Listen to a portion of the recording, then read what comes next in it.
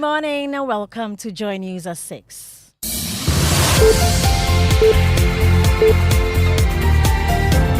The news is live on Joy 99.7 FM and hits 103.9 FM in Accra.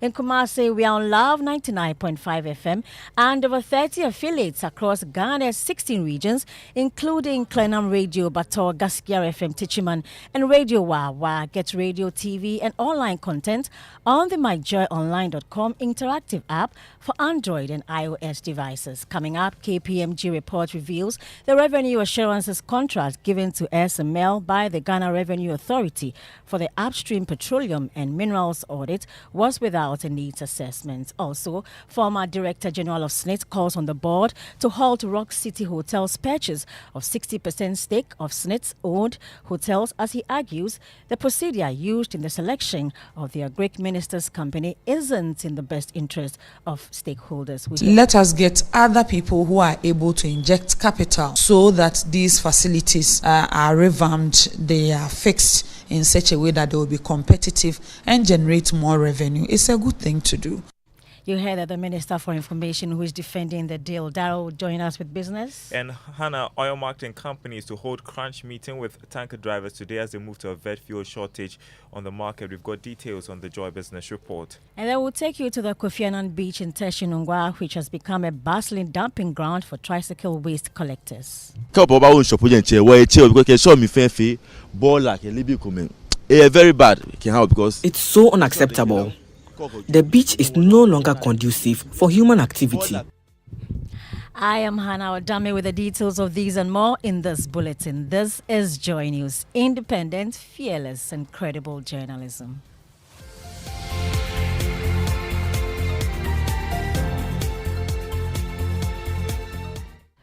Auditing firm KPMG has revealed in its report on the controversial revenue assurance contract between GRA and SML that a contract for the upstream petroleum and minerals audit did not have a needs assessment back in the contract in the first place.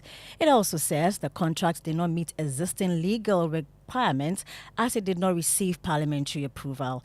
All these are contained in the full KPMG report released by the President weeks after a session of Ghanaians, including civil society, insisted the many infractions in the contract demand that a full report be made public. My colleague Max Olakbagba joins me in the studio with details of the report. First, what does the report say about the need for such a service by SML? It says the components of the contract cover major revenue sources of the state. If there are revenue leakages, the impact could be significant. However, technical needs assessments have not been performed to establish detailed gaps to be resolved. It said, in addition, the components present significant fee outlays on government resources, and implementation involves multiple stakeholders with diverse interests. Therefore, KPMG recommends a review of the contract as follows. A. The contract did not receive parliamentary approval as required by Section 33 of the PFM Act, and that parliamentary approval should be sought to regularize the contract to meet existing legal requirements if practicable. Also, it should ensure that the services are justified and the price paid is proportionate for the services to be rendered. So briefly, did KPMG recommend termination of this particular contract? Well, the report indicated that the consolidated revenue assurance contract, like other service contracts, grants both parties the right to terminate under specific circumstances, but added that termination triggers specific financial obligations for both parties. And Joy News will be delving into this report in subsequent bulletins. Let's move on. And former Director General of SNIT, Ernest Thompson, is calling on the board of the trust to halt Rock City Hotel's purchase of 60% stake of its owned hotels. His call comes on the heels of mounting opposition to the deal following a push by civil society organizations and North Tongue MP Samuel Okujeto Ablakwa for Strach to investigate the agreement.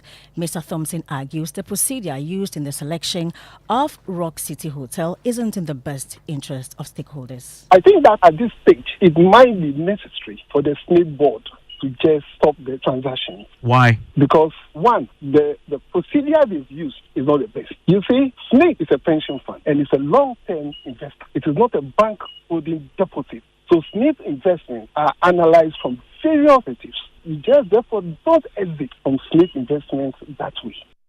Meanwhile, the Minister for Information, Fatimatu Abubakar, is defending the deal, saying it will aid in restructuring SNITs and facilitating its recovery. She spoke during a courtesy visit to the Multimedia Group Limited.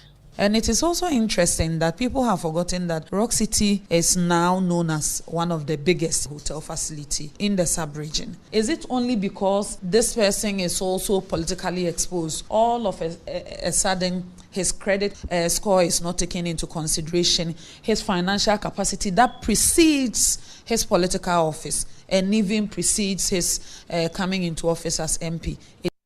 You heard the Minister for Information, Fatimatu Abubakar. The Chamber of Bulk Oil Distributors fears potential cost if the strike by the petroleum tanker drivers isn't addressed soon. The union commenced on an indefinite sit-down strike on Tuesday, May 21, demanding the implementation of a policy framework that aims to enhance their salaries and overall working conditions, which has been pending with the National Petroleum Authority since November 2023. There fears there could be shortage of petroleum products at the pumps. Chief Executive Officer of the Chamber for Bulk Oil Distributors, Dr. Patrick Ofori, says the cost of importing petroleum products may become more expensive if the impasse is not resolved soon. Pull up because I've not been able to discharge into the system, into the tanker drivers for them to carry out. So that impact on that. That inadvertently also impact on their ability to pitch vessels that are lined up, and that can also increase the risk of demurrages because those vessels require that onshore tank facilities have got haulage for them to discharge in. So basically, it's something that affects everyone, the value chain. To some politics, and leading member of Movement for Change, Yao Boabing Asamoah, says the arrest of former parliamentary candidate for Kpong Katamanso, Hobson Adoye, is politically motivated. Mr. Adoye, who was invited by the Greater Accra Regional Police Command yesterday over the publication of false information, is yet to be charged. Speaking to Joy News, Mr. Boabing Asamoah said the handling of the matter by the police is unfair. No, he's not been charged with any offense yet. They say they are investigating a matter of publication of false information, but he's not being charged. Is he in the cells there? Not at the moment inside the cell, but he's behind the counter. As we say, local parlance, counter back. And they are detaining him until they get direction as to what to do. Exactly, that's what. Leading member of Movement for Change, Yao Boabing Asamoah there. A third person has died from last Saturday's devastating Premix fuel explosion in the Western region. 5 other victims are currently receiving treatment at the Efia-Kwanta Regional Hospital, 1 at Benedict's Hospital and 2 at the Kolebu Teaching Hospital. The Western Regional Minister and his entourage have been visiting the survivors and residents alike, assuring them of government's commitment to restore their lives and livelihoods.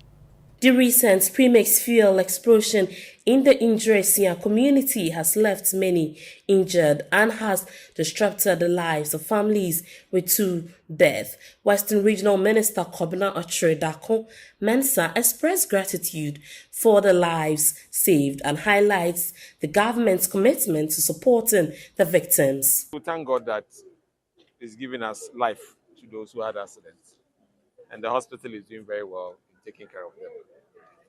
We are hoping that since they've been able to discharge some of them, those remaining in the hospital will also be discharged as quickly as possible. Western Regional Minister ending the report by Inathalia Kwanzaa. Now, instructional hours have been disrupted at the Tertiary Roman School following Wednesday's storm, which ripped off part of the roof of the school structure. The affected part of the school block has been rendered inhabitable, forcing termination of teaching and learning. Municipal Chief Executive of Lejukuku, Mordecai Akwashi, in an interview with Joy News, says the Inspectorate Division of the Assembly has already commenced work to determine the estimate cost needed to fix the disaster. The roof system has gone off here, and this other school, you can see that the roof is coming. If you raise one more time, the whole thing is going to come off. So my team have come already. They are doing the inspections now and doing the estimates now.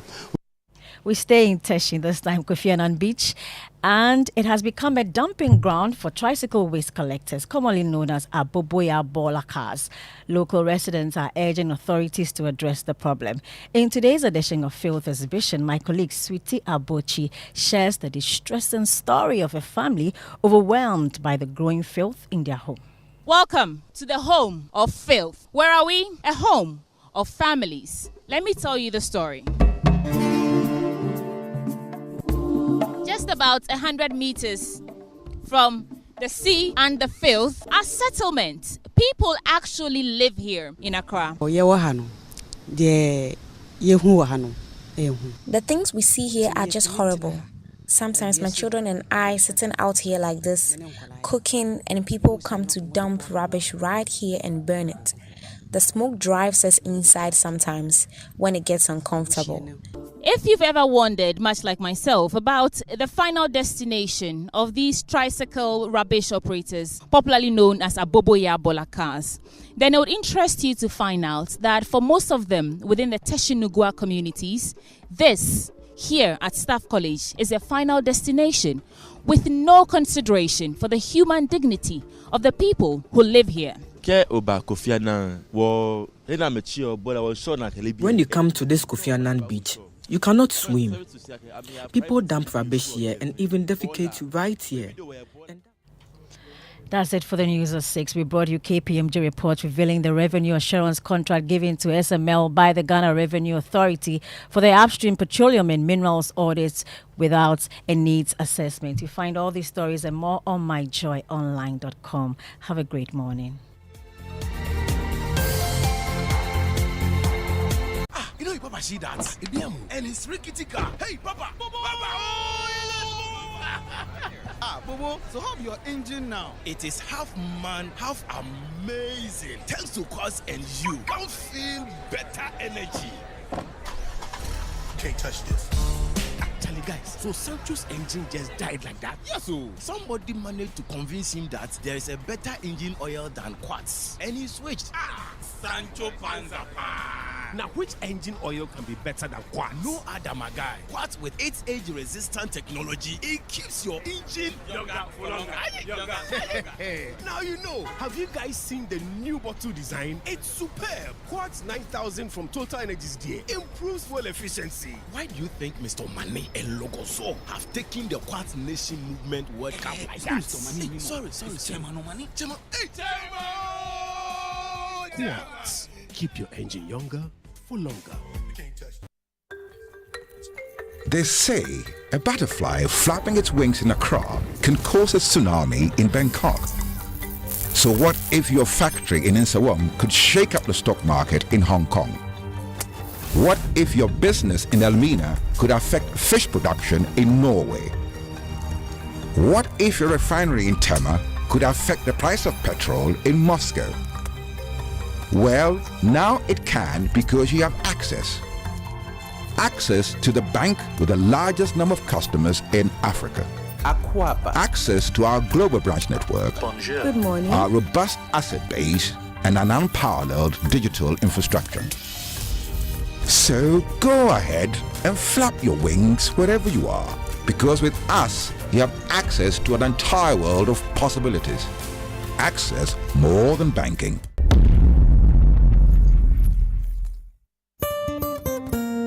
No matter your water needs, Sintex has it all. Sintex tank was first to introduce double layer tank, and now you can have as many layers as you want. Sintex tank was first to introduce white inner layer tanks in Ghana, and now introduces the customer specs order, which will let you order any color and size you want. Sintex tanks gives you the biggest warranty of 7 years, which no other tank gives you. So whatever your water consumption, size of project, or demand, choose Sintex tank. Sintex tank, stress-free. Sintex tank, reliable. Sintex tank, maximum guarantee. Call 0244 335 168, Kumasi 0505 555 666, or visit sintexgh.com. Sintex tank, a strong, a tough. Hello, Tiaraba. Hey, Bugger, how are you doing today? I want to buy Pepsodent Cavity Fighter, but I don't have enough money. Oh. So what are you going to do? Can you give me the big size? You know, as for me, I'll pay the balance later. Today, no credit. I haven't sold much this morning. If you don't have enough money for the big size, why don't you try the 120-gram pack? There's a 120-gram pack? Introducing the new Pepsodent Cavity Fighter in 120-gram pack size. More affordable and convenient. Get yours today from any supermarket near you. Every smile matters. This advert is FDA approved.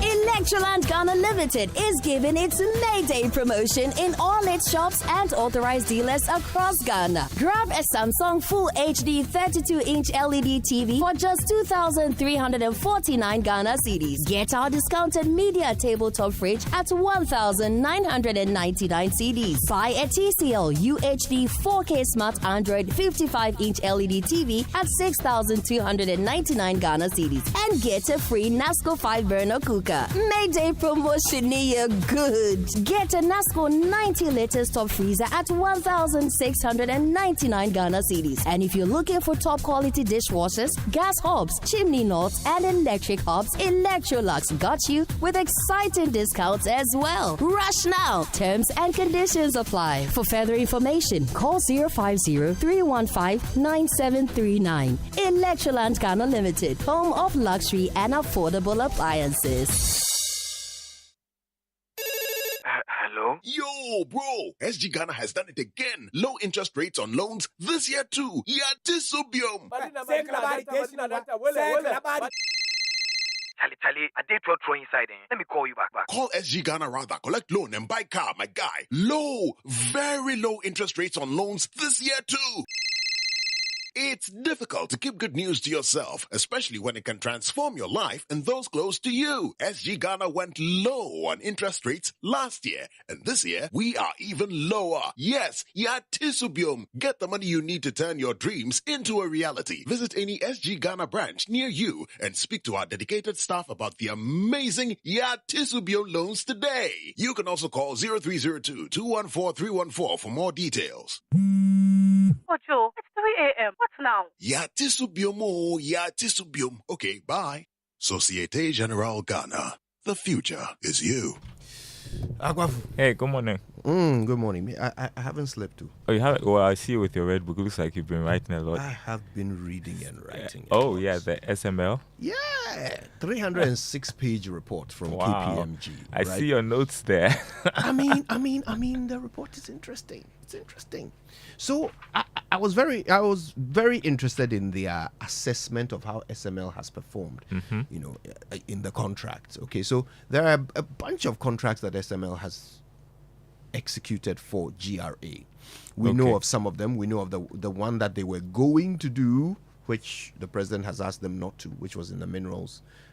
But we know of the Petroleum Revenue Assurance. Okay. Now, they were also doing some work on import revenue assurance. And KPMG started from there. Okay. And they audited their work in that one. Then they came to audit their work in the Petroleum Revenue Assurance before they finally, talked about the one that they didn't start, which was the minerals. So, very detailed. Now, when they were supposed to help in assuring import revenue, their job was not very difficult, very simple. They said, look, they have some information called CCVR information, okay? So it's customs classification and verification records. So just look through these records and make sure that everybody who is bringing stuff in have properly classified and, declared what they are bringing in, you know. So they did that. They were supposed to do that from 2017. And for the period, they were supposed to deliver about 15 reports. Okay, if you look at the time frame, they delivered 8. 8. Then GRA said, actually, what you guys are doing, we can do better. Instead of checking CCVR, you just look at the actual declaration forms. Look at the import declaration form. See what they've written there. Then compare it to the CCVR to make sure that everybody is correctly on the same page. Yes. That way we know whether we are taxing them right or not. Okay. That one too. They did 51 reports. And KPMG randomly checked 25 of them. None of these 25 actually had any information from import declaration forms. Oh. They were doing the same old thing, checking the old CCVR. None of it. When they were asked about it, they said GRA didn't give them access. Wow. But they were paid. They were paid in full. That's incredible. For that job. And that's not the only one. There were many other things. Duplication of work. None of the stakeholders in the sector, upstream, downstream, none of them actually thought that the work of SML was relevant. They felt it was redundant. Wow. Many of them were not consulted at all. The few that were consulted after the contract was signed. Oh, that thing is nice. I'll give you more later. This is just so incredible. I don't know what to say, could you? Yeah. And we paid them millions. In fact, hundreds of millions. For poor work done or no work done? Yeah. Okay. We'll get into all of that good stuff. But I know you've got all the headlines from the world of business, so let's get to it. First of all, big thanks to Total Energies. Total, we go the extra mile for you. They brought us the 6 a.m. news, which means we can now get into the Joy Business Report by the kind courtesy of Omni Basic Bank, at your service.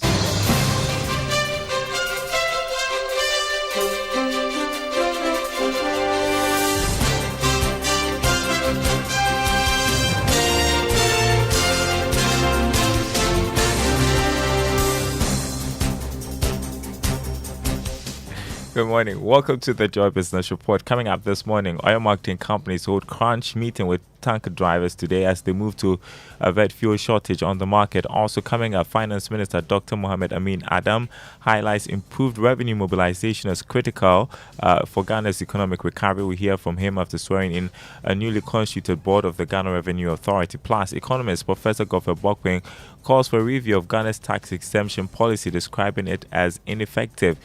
Details coming up.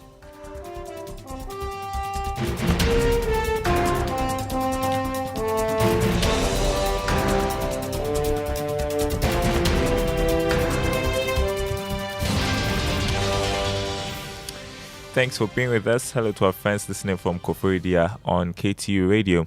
Oil marketing companies will today hold a crunch meeting with petroleum tanker drivers as they move to avert shortage of products on the market.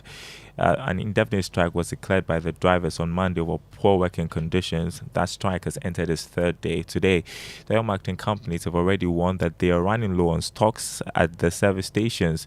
Dr. Rivers Opong is chief executive of the Association of Oil Marketing Companies. We are going to sit down with the tanker union, both the owners and the drivers, to make sure that we come into a consensus as to how to go about it. I don't want the case where people are thinking that we don't care about the drivers. We do care about drivers. We do care. Again, let me also say that we are also against the fact that some of our members are owing the tanker owners who are also not able to pay the remuneration to their tanker drivers. And that one also going to be part of our discussion. We appreciate that part.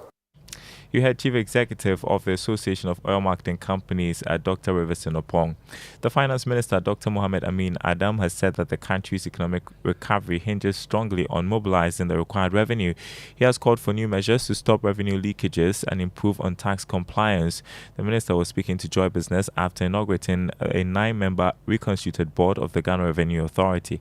It is important we recognize that we cannot develop this country if we are not able to collect enough revenue. Every year we have a budget target as far as revenue is concerned, and we continue to work with GRA to achieve the target. And so this year, GRA is supposed to collect about 146 billion cedis. Even if we exceed the target, the better for us. But I've also drawn attention to the fact that our medium target is to achieve a tax to GDP ratio of about 18 to 20%, and therefore they need to put in measures and to bring efficiency to bear in their operation, ensure that we reach that target. You heard the Finance Minister, Dr. Mohamed Amin Adam. Government is optimistic that the latest round of funding from the World Bank and other donor partners will help stabilize the city and the economy. It's coming after Parliament approved $150 million World Bank project funding for the country. Here's Georgia Afi with more. Unlike other form of funding from the country's donor partners, this one, the drawdown will be done as and when some significant progress are made at each stage of the project. But for government, It's more about the signal that it will send to other donor partners about its commitment in working to stabilize the economy. Finance Ministry, in a statement after the World Bank funding was approved by Parliament, noted that the inflows should also come in to help in dealing with the current pressure on the Ghana cedi. They are also of the view that the resumption of these stalled projects targeted at dealing with flooding in the capital should also help in the recovery of the economy and creating some employment in the country. You heard George Affe with that report. Now, finance and economics lecturer at the University of Ghana, Professor Godfrey Bokwing, has expressed worry about Ghana's tax exemption policy for some multinational companies. He says the country has not benefited from the policy, especially in the area of jobs. He said there is the need for a review of the policy. You see, even with local employment, the wage bill they command is not that much at the end of the day. So I think that it's about time that we see how we close these exemptions, rationalize them, and rather save the money for the general improvement of the macroeconomic environment, the business environment that offers a level playing field for Ghanaian businesses. That I think that may be more important. But there is also conventional wisdom in saying that tax expenditures can be used to engineer FDI flows and the rest of them. But I think we have not been able to manage it quite well. And at the end of the day, we end up being at the losing end. Professor Godfrey Bokwing, finance and economics lecturer at the University of Ghana. Now, the chief executive of MTN Ghana, Stephen Blairwood, is calling for an efficient policy collaboration with government agencies to enhance the growth and development of the telecom sector. According to Blairwood, creating a friendly business climate is critical in attracting more investors. We need to make sure that we work hand in glove with policymakers, because this is a joint growth. We need to, it's not just the mobile operators growing or the policymakers. We're not against each other. We need to work hand in glove. And that means that we sometimes need to sit around the table and say, we know your national priorities. We understand them. There are pressures. But how can we make it so that we don't take short-term decisions that have long-term impacts? And that requires dialogue. And we always have that dialogue, and we need to continue that dialogue. Stephen Blairwood, the chief executive of MTN Ghana. Now, Deputy Minister of Education Kingsley Nyako has stressed the need to grow Ghana's digital economy and create more jobs for the teeming youth. According to him, improving the competency of Ghana's skilled workforce is critical to growing a digital economy that businesses can take advantage of. He was speaking at an industry engagement forum organized by Industry Immersion Africa. We need to step up our efforts to improve levels of collaboration and expertise of educators, industry leaders, and policymakers. We need to create a skilled workforce, cognizant of the challenges that lie ahead, and as such, we must forever ensure that our labor market is agile, adaptable, and responsive to the needs of industry and society. You heard Kingsley Nyako, his Deputy Minister of Education. Let's turn to investor eye and never invest in a product that promises to double your money in a short period. That is a scam. Listen to Director General of the Securities and Exchange Commission, Reverend Daniel Ugbamitete.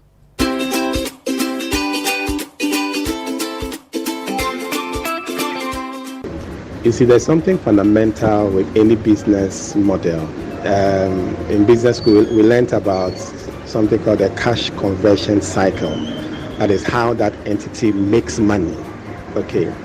So if somebody promises you that I'm going to give you 10% per week or 20% per month, and it's going to go for a long time, you need to ask yourself, what is it that that entity is doing to be able to generate that kind of return, to be able to take a certain portion of their own profit but still pay you that amount? Because if you are paying somebody 10% a month, that's like 120% a year. What is what is the underlying business?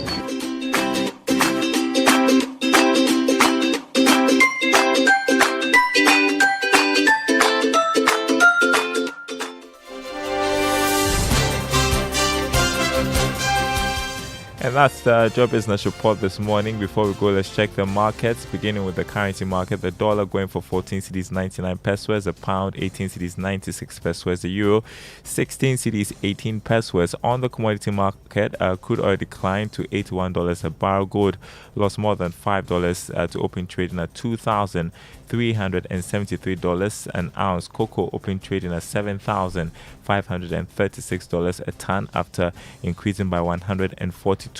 More news on our website, myjoyonline.com/business. My name is Daryl Kwao. Thanks for doing the listening. The Super Morning Show continues. Here's Mama Bye. Hi. Hey, how are you doing? I'm good. You? I'm great. Good to see you. You too. Oh, okay. Daryl. Yeah, I know. Yeah, doing 15. Well, it's declined a bit. 14 cedis 99 pesos to the dollar. Fantastic. It should continue going down.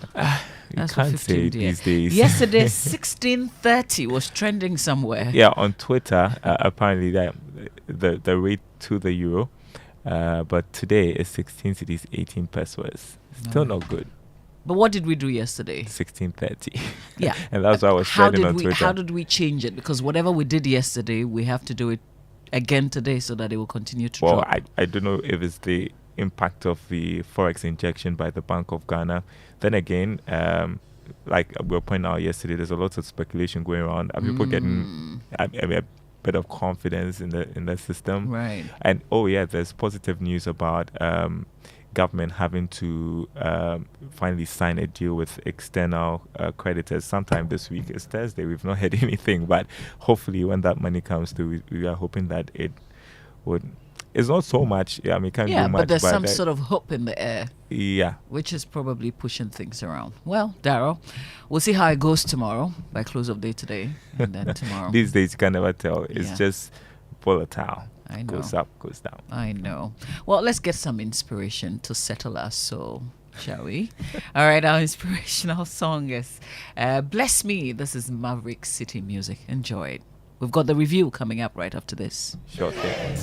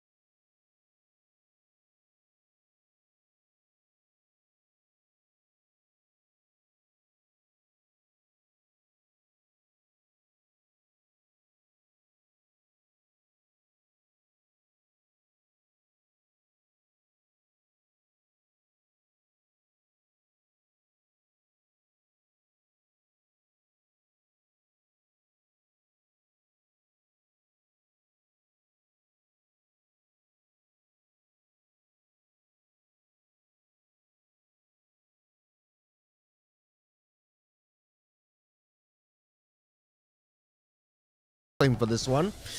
Bless me. Hello, Mamavi. Hello, Raymond. Hey. Hello, Kojo Hansen. How are you doing? I'm fine. Today, Mamavi is here, so I'm Kojo Hansen. I'm not your dear, good, beloved friend or whatever it is that you say when your office wife is not here. No, I don't provide unconditional love to you. You have permanent interest, not permanent friends. All right. Well, listen, we've got lots to do this morning, so we'll whiz through it, starting, of course, with the Drive Safe campaign. And our Drive Safe campaign brought to us by Joy News and the Multimedia Group, supported by Toyota Superior Quality. Our tip today says, focus on the task at hand. Defensive driving is all about being focused on the task at hand, which is driving safely. When you're behind the wheel, the main focus must always be what's going on the road. Keep the radio volume low and don't let passengers distract you. A defensive driver is always assessing their surroundings for potential hazards and keeping their attention on weather and road conditions to monitor any changes. Talking about weather, what's happening today, Raymond? Yeah, they say it's going to rain again, and we should expect that.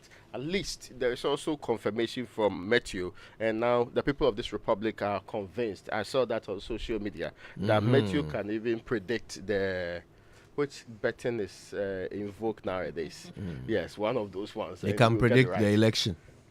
Well, I'm not sure they'll try. yes.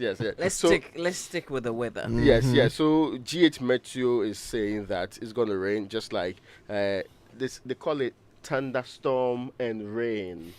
Yes, it will be. And they say in the morning it's going to be a bit cold. Then this is for the south of the country. And also said that the weather in the north of the country will equally be a bit cold, but I didn't say that it's going to rain in the north of the country anyway. Yes. Okay. Well, listen, I'm advocating that we have tow tracks on some of our roads, particularly the one that I use every day, and also because of the construction. The entire this is the Insawam Road, the Ofanko Insawam stretch. We should have a tow track on standby, because you find that a track breaks down. And it's weird. They'll break down at those particular places where the traffic tends to be really thick. I thought somebody said that, we should just allow the market to find itself. People will go into the tow truck business because it is needed. I thought that's what they said.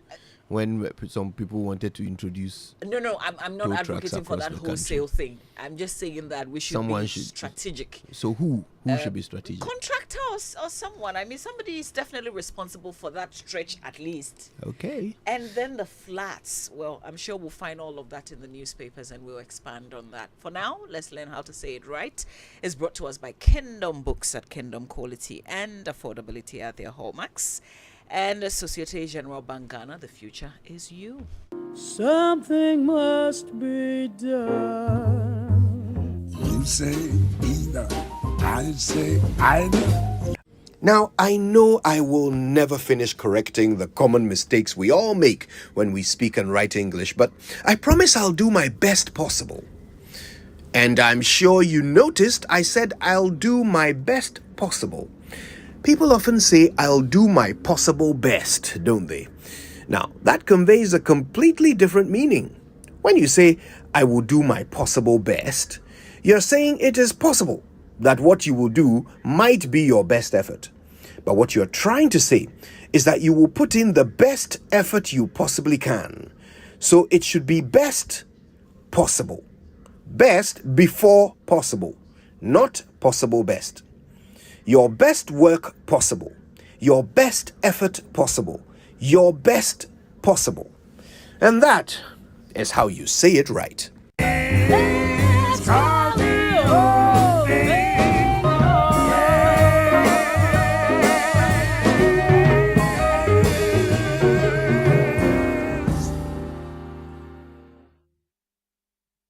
There you go. Yeah. That's a common one, isn't it? Okay, let's get into the newspaper review brought to us by Syntex Tank, You're Strong, You're Tough, and Access Bank. Access Bank, more than banking. There's a story on the front page of the New Finder, which is the biggest story here. It says SML closed 1.6 billion liters missing gap in GRA data compared to ESLA NPA lifting figures. But how much was lost in taxes was not in KPMG reports. this is what the finder is reporting today. Of course, this is important because of the revelations in the full SML report that has been released to the masses of this country. The other story, which wants to say something? Yeah, but if you look at that, yeah, the report actually indicates. Earlier there was some document making rounds, and the report indicates that is GRA document. That's true. Now they are unable to use the GRA document, and so they are going to use the NPA and ESLA documents. Yes. And also factor growth, and then determine whether or not the work of SML contributed anyway. And based on that, they found out that the work of SML may have led to some increases. I just would because the report is talking about that, I just want to read. You're talking about the full report, right? Yes, the full report. Yes, the full report indeed makes mention. Yes, except that it doesn't put the tune of the 12 billion. Yes, but that's not in there because so this is page 20. It says, based on the analysis using ESLA reported liftings as the pre-SML average in the table above, the incremental reported volume that is attributable to the involvement of SML is determined as 1.7 billion liters for the period. This works out to a monthly average of 36 million liters per month. This incremental revenue that is attributable to the involvement of SML is 2.45 billion for the period. The fee of 720 million paid to SML for the same period constitutes 29.41% of the incremental tax revenue. So they basically paid them almost 30% of the tax revenue that can be attributed to SML. Yes. Yeah. Yes. Yeah. And interestingly, by the way, and this is just a little detail, between September 2020 and April 2021, SML did not pay any VAT on the fees they were paid. Or let me put it this way, GRA did not deduct any VAT or withholding tax from the fees that were paid to SML from September 2020 to April 2021.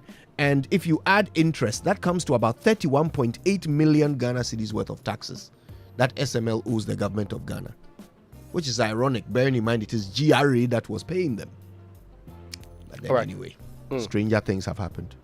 So that's also on the front page. The other stories, Upon Nkrumah entices global real estate investors.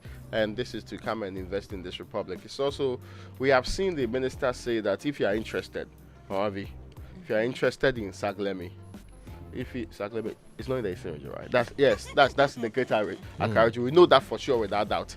So if you are tired of staying in the Eastern region and you want to move to Saglemi and you want to be partaking in the revival of Saglemi, yes, the minister is going there with potential investors, not one, not two, all potential investors, not some of them, not selected ones. If you are available, please, you can join. If you have the muscle, you can join the investment drive. You see, yes. Well, yes, that's good. I mean, the minister wants everybody to be there. If you can come and witness all the conversations, maybe if you can hear what they're talking about.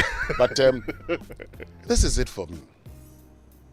Saglemi, commissioned in 2016. Saglemi, in 2024. We are now looking for strategic investors. With the rate of deterioration. Saglemi. There was a time that every month we were reporting that something had been missing from there. Yes. People were still in window panes, they were still everything. The investor would have to now come and do an evaluation of this. Yes. And determine that, no, this is too huge a price for me to pay, so reduce the cost for me.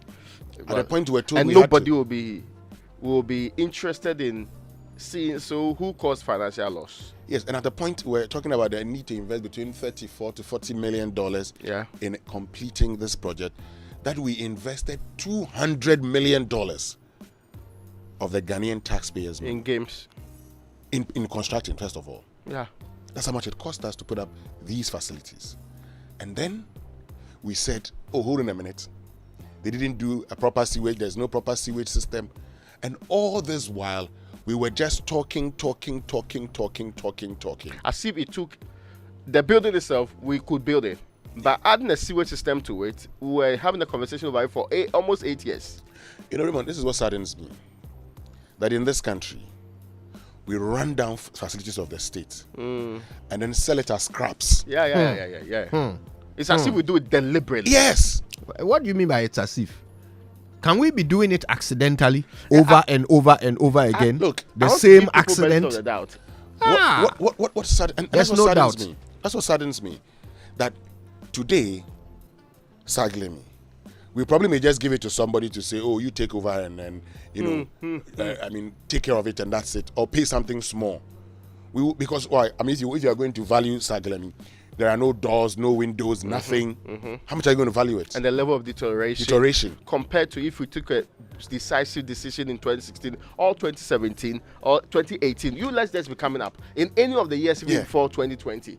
That no, this is something we ought to save so that we don't come back to doing the same thing we want to do today. Well, you see, mostly it's the people's money. I'm sure that people would have treated it, if it were to be private people's money, they would have treated it differently. Minister of Information appeals for media support on broadcasting bill. That's on the front page of the paper too. And water mismanagement is the bane of agriculture in Ghana. That is Dr. Abu Sakara Foster speaking them. All right, let's look at what's in the Daily Guide newspaper. They touch on the floods yesterday. It says Accra floods again. Hobson Adoye arrested over dynamite claims. Also another story in the paper. And then in Pohot District. Did you hear that clip, by the way? There's a clip of him making those claims on radio. Because his arrest, I understand, came after he made those pronouncements in a radio interview. Yep. Yeah. So he's now, okay, so a bit of that, details of that story. It says the police have arrested leading member of the Movement for Change, Hobson Adoye, over claims that he detonated dynamite in the Volta region during the 2016 elections. And according to sources, Mr. Adoye, who was arrested yesterday, is in police custody, assisting with investigations into the purported incident. His arrest follows an interview he gave on Accra FM on May 10, where he claimed he had been part of an orchestration to detonate dynamite to scare voters in the stronghold of the NDC to pave way for the NPP to win the election. And it says in the said interview, Mr. Adoye, who was an NPP member but now serves as the director of special duties for Alan Tramantin's Movement for Change, explained that the dynamite explosions were intended to intimidate voters in the opposition stronghold of the Volta region. All right, so it goes on and on and on and on. My only concern is the fact that we continue to arrest before we investigate. You know, I was hoping that the police would have a lot more than what he said on radio, so that once you arrest him, we know that prosecution would just at least some go on. Basic work. Yeah. And you want to give them the benefit of the doubt, but what we have in our country is that at the end of the day, then they'll look for some other publication of false news with the intent to then. But this was not the original intent. Is it because we have a system that doesn't allow for the easy, access of information? Is that why the police try to find a shortcut by arresting you and hoping that their conversation with you under arrest can unearth information that will then be used against you? As for easy access, it is only limited to the ordinary people. As for the police and the relevant state institutions, they have access. Want it, in fact, they have it. They know how to protect it. It is when we are in need of it. That's where the difficulty really comes. I mean, I like the point you raised, the fact that you could have just invited the man and he goes. Is it the case that following those comments, so he had made those comments, and people started posting on social media, why has the police not invited him? Some say, why has the police not arrested him? Lots of comments about why has he not been arrested? And then you get that. I don't know. Maybe the police has more information. They should let us know what other information they have leading to his arrest. But whatever it was, once he started making those comments, you knew the police was going to invite him. Maybe they should have investigated more, like you do elsewhere. But maybe or maybe they've arrested him just for the comment itself, that perhaps it may cause fear and panic or whatever it is. following which they are now going to also investigate other potential crimes. For example, the throwing of dynamite in the Volta region. Anyway. I don't know, but yeah, I mean, he's currently in custody, isn't he? Yes, my view, there's a great story in the Daily. There is, Guide. but I want to talk about the floods, and then we can come there. No, touch on that great story first. We'll talk about the floods. Who comes from Something tells me. All right, so the Mpoho districts in the Western region came first in the 2023 district level performance assessment and ranking by the Institute of Local Government Studies. They had an overall score of 82. That's really high, 82.6%. Wow. And then K2 South Municipality in the Volta region unfortunately came last with 26%. Oh dear. Wow, congratulations to Mpoho. It is Nice work. Good. Nice work. It's a good Somebody is report. doing some good work. I have to say, I have to say good morning to the DC assignment executive. Assignment, sir. Okay. He's So, doing a great job. And the MP too. He's supporting the DC. Yes, the MP, John Sunny. Okay. You know, the good thing about this is you find residents doing the assessment of their local government authorities according to some quality governance performance that are put out. So these are like the people assessing how well the districts, the chief executives are doing this more. But heavy floods swept through the nation's capital Accra after a downpour yesterday, destroying homes and forcing the closure of shops and other businesses. So the paper talks about obstruction of flow of vehicular traffic on the 37 Military Hospital Legon stretch. There was a video of that situation. Those of you who use it, I didn't realize that when it rains it gets really terrible. I mean, vehicles simply couldn't move. This is 37 Military Hospital Legon stretch, particularly areas around Airport, Spanner and Africa Region Hotel. There are other areas, Kaneshi First Light, Malam, Alajo, Adabraka, Makola and Odona. There's also Teshi, the Roman Junction. And well, but almost you know, everywhere in Accra floods. But you know why that happens in that particular spot, right? It's because of how it's constructed. Okay, so there's a dip, and to be perfectly honest, most of the roads we construct in Ghana, they wouldn't pass muster in any other part of the world. Okay, because the proper drainage that must go with such roads are not installed. So what will happen is that when it rains, it becomes a cup. And it just saves all the water, and then you have a leak that people have to now. Franco is also an example. When it rains, you can cross. Poor drainage. Whatever is provided is clearly not adequate for the kind of road that we've constructed, and so whenever it rains, it government must provide some sort of shelter for those of us who have to cross all these areas, because when it rains, we simply cannot. If they can fix the road, there will be no need for shelter. Oh gosh. Just one point though, the Meteo released their updates, and on Thursday, early morning mist, that's for the coastline, early morning mist, mostly cloudy, and also isolated thunderstorm or rain. That is for the coastline. Slightly north of the coastline, early morning mist, mostly cloudy, isolated thunderstorm. That's today. And in the middle section, it will be early morning mist or fog patches, mostly cloudy, and also isolated thunderstorm. Then transition to the northern section will be isolated thunderstorm, rain, and mostly cloudy. This is what's likely to happen today. Okay. Even the isolated ones, they cause floods. We need government to tell us how they intend fixing all these flooding issues. I thought we got money for it recently. Parliament approved some money. Okay, let's do the online review. It's brought to us by Zenith Bank in your best interest, Goyle Good Energy, Goyle Yanarayadia, and G&J Technical Services, celebrating 30 years of providing backup power here in Ghana. All right, let's take a look at myjoyonline.com this morning.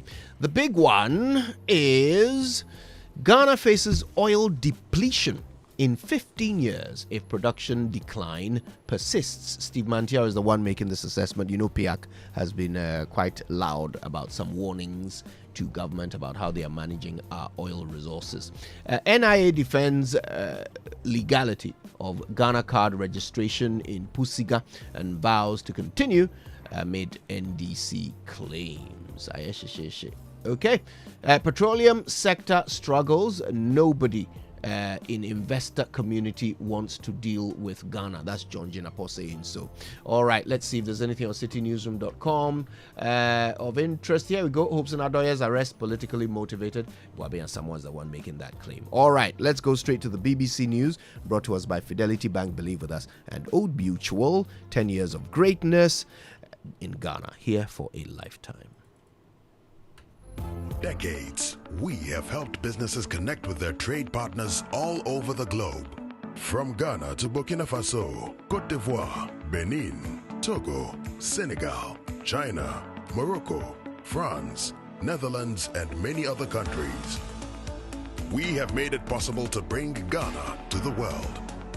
We have brought small and medium businesses closer to their customers across the regions in Ghana with our SME support facilities. We have brought relief and smiles to the faces of families with our employee personal loans. With our cutting-edge technology and digital support, we take the burden of complex thinking off you, making life simple.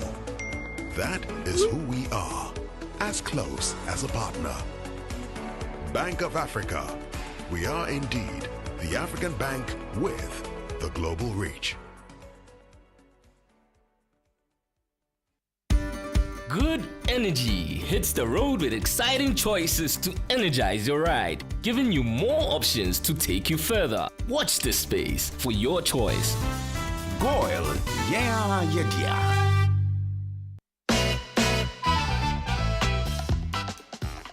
What name brightens the streets, homes, and businesses of Ghana?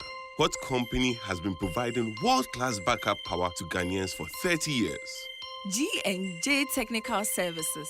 Final answer? Yes, G&J, final answer. Correct.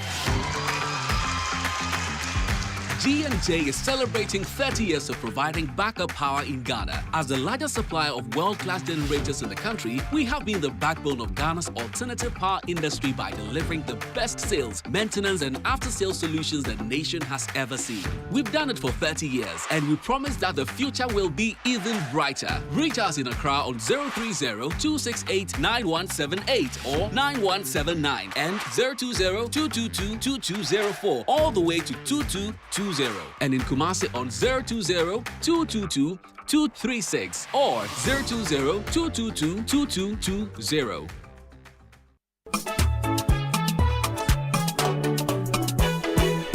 Dear citizens of Ghana, are you 18 years and above and of sound mind? Are you a first-time voter? Were you unable to register during the last limited voters registration exercise in 2023? If you answered yes to any of these questions, a great opportunity is here for you to register in this year's limited voters registration exercise. Starting from 7th May 2024 to 27th May 2024, you must visit the Electoral Commission's office in your district or rely on the Commission's registration mobile teams with the following national identification documents: Ghana card, a Ghanaian passport, or 2 guarantors. Remember, together we can build Ghana. So get involved and participate in the limited voters registration exercise. It's your civic duty. Register now. A message from the National Commission for Civic Education, NCCE.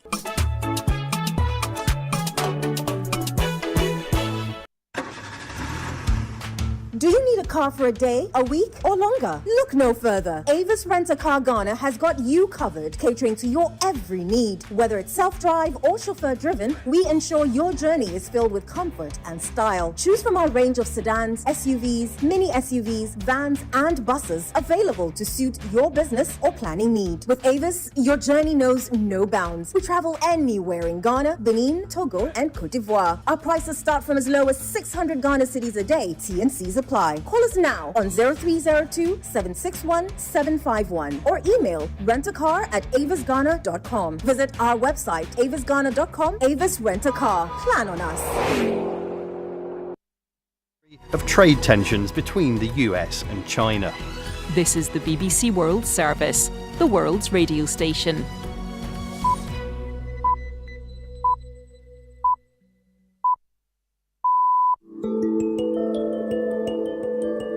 Welcome to the inquiry on the BBC World Service. Myanmar's latest civil war is escalating. There were altogether 330 townships in the country, and 233 townships are facing armed conflicts since the start of the resistance. It's been 3 years since the elected government was ended by a military coup. They stepped back from any claims that they would hold elections within a certain time frame. As the armed resistance becomes more diverse, quite a few very powerful armed groups that have not fought after the coup against the military have now started to engage the military. This week we're asking, is Myanmar on the brink of collapse? Whenever I talk to people, everybody is angry and everybody is frustrated. I'm Charmaine Cozier. Join me on The Inquiry after the news.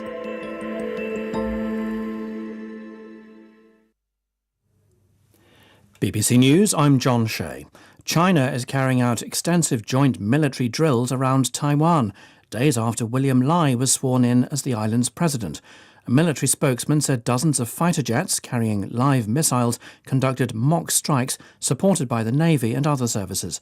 The army said the drills would serve as a strong punishment for what it called separatist acts. Stephen McDonnell is in Beijing. The message here is that if we wanted to, we could blockade that place. So we could stop supplies getting in and essentially force the government to its knees. Now, the other thing that's in these drills is an invasion because there are amphibious craft involved, there are rockets involved. The Taiwan Defence Ministry has responded by saying that they've put all of their own military on high alert, but also in a bit of a cheeky comment from them, they said, we're vigorously gathering intelligence. Britain's Prime Minister Rishi Sunak and the opposition leader Keir Starmer are swinging into campaign action, a day after Mr Sunak surprised many people by calling a snap summer election. He did so just hours after new figures showed inflation was at its lowest for almost 3 years. Here's our economics editor, Faisal Islam. The Prime Minister has gambled that voters will both feel an economic turnaround and choose to give him the credit for it. Rishi Sunak's pitch will be that as Chancellor and PM, he shepherded the country through 3 years of global crisis with unprecedented financial support for jobs and bills, and the public should not now risk the recovery. His team want to paint a vision of a Korean-style high-tech economy with more efficient, digitised public services, allowing a smaller state and lower taxes. But Labour also want to fight on the economy. Keir Starmer and his Shadow Chancellor Rachel Reeves will say the blame for high prices and mortgage rates lies with the government of the day, and in any case, families do not feel a turnaround. The French President Emmanuel Macron has described the violence in the Pacific territory of New Caledonia as an unprecedented insurrection. 6 people have been killed in the worst civil disturbances in 40 years. Here's Katie Watson. Landing in New Caledonia, Mr Macron said the priority for his visit was to enable peace and security to return to the country. But he also acknowledged that there would be a discussion of rebuilding, of supporting a country that's been hard hit economically in recent years. But he admitted the most delicate conversation to be had was that of politics. The native Kanak population, which represents about 40% of the island, feels the latest move by France to widen the voting rules will weaken their influence. There's a great deal of mistrust among the Kanaks who want more independence, and the foreign population, many of whom want to remain a French overseas territory. Mr Macron said additional security forces would remain for as long as necessary. World News from the BBC. The Norwegian Justice Ministry says it will impose further restrictions on Russian tourists next week, blocking almost all non-essential entry by Russian nationals. The ministry said the new policy was a response to the war against Ukraine. Chad's president-elect, General Mahamat Deby, will be sworn in today after election results were confirmed.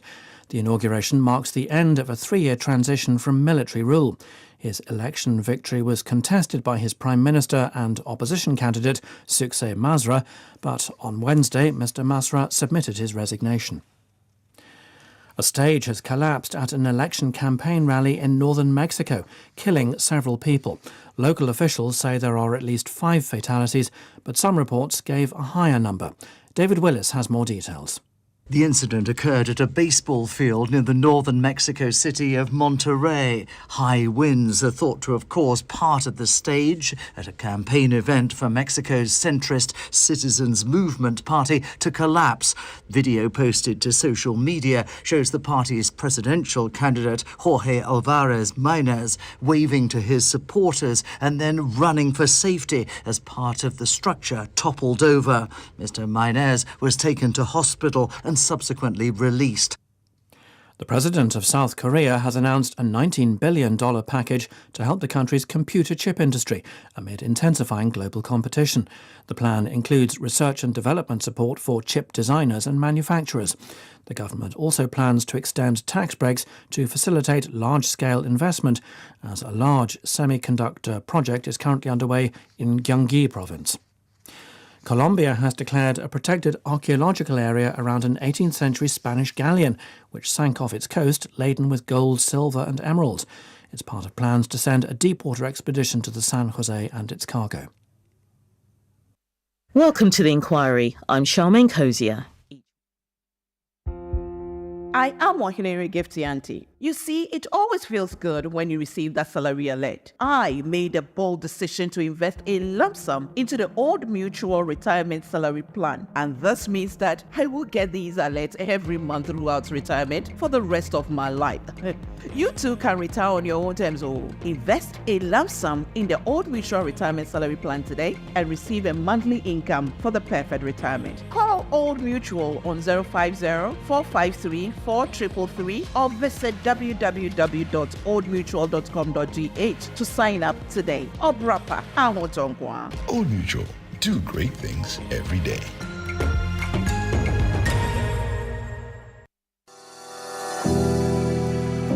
Hello there. Are you interested in pursuing a career in the airline industry? Then I have great news for you. Travelex Group Limited is giving you the opportunity to get trained in IATA's travel and tourism courses, as well as other aviation-related professional courses. The modules equip you for diverse corporate fields as well. Training period is 6 months for most courses. Schedules are flexible, 9 a.m. to 2 p.m. for the morning session and 5 p.m. to 7 p.m. for the evening session. Payment plans are also available. Certificate and internationally recognized diplomas are received after successfully going through the program. The Travelex Group is in its 32nd year celebration and is giving out great discounts. So hurry and visit our new office at Cargo Door Airport behind the KLM office. Email us at travelex.grouplimited@gmail.com or call us on 024-656-7898 or 020-813-9985 or 026-688-8000. You worked hard for your money, and DSTV gives you a whole lot more for a lot less than you think. Ooh. Instead of one takeout dinner, how about treating the family to a whole month of the best entertainment with DSTV? From thrilling sports, blockbusters, captivating series, to entertaining kid shows, we have it all. Totally awesome! And with DSTV Stream, you can watch on the go. I'm here! Plus, you can choose a package to suit your pocket. There's a whole lot more to enjoy for a lot less than you think with DSTV. Wake up, good morning. My properties, my property.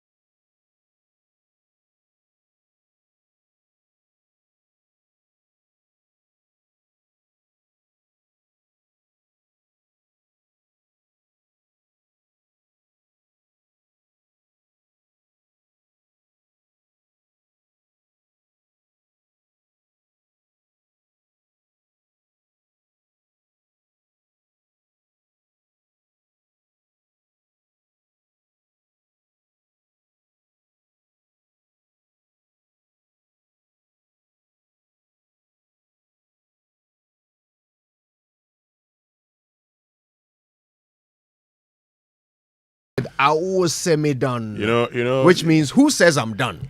Who semi-done? Who semi-done. Okay. That's right. What is this affinity for Barracuda? Barracuda is remembering the good. When we mention it too, then he will say, you know, dance. You know, Yes. when he was asking me, so in school, how were you called? And I said the boys used to call me Anansi. My friend Daniel Agana sent me a message. We call him Dansla. He says, he used to call or still call you. As for me, I don't deny the fact that the boys they call me Anansi. Ras Anansi. Oh, just Anansi. But Ras. You dear. They say he was. You dear. No, I was assistant entertainment prefect. That is not in doubt. Exactly. It's also true. So I contested. You used to grab the mic and perform every now and then. Once a while. Selassie. Anyway. Blessing things, Dano. That's right. I was semi-done. That's Cutty Ranks there. DJ Ubete picking that one for yes, but reason. A very important message. Yes. Because we regret to inform all of you that due to power fluctuations, our 3 TV platforms, Joy News, Joy Prime, and Adum TV, are currently off air. Our technical team is working diligently to resolve the issue and restore services as soon as possible. We apologize for the inconvenience and appreciate your patience. This is from the Multimedia Group. Thank you. And in the meantime, though, please keep listening to Joy 99.7 FM. We've got it all right here. We are certainly still talking about the SNIT deal, by the way. Today we're getting into it. Nobody's, is going to forget about that. But the SML, the KPMG report on the SML contract is out, and fascinating reading. That's the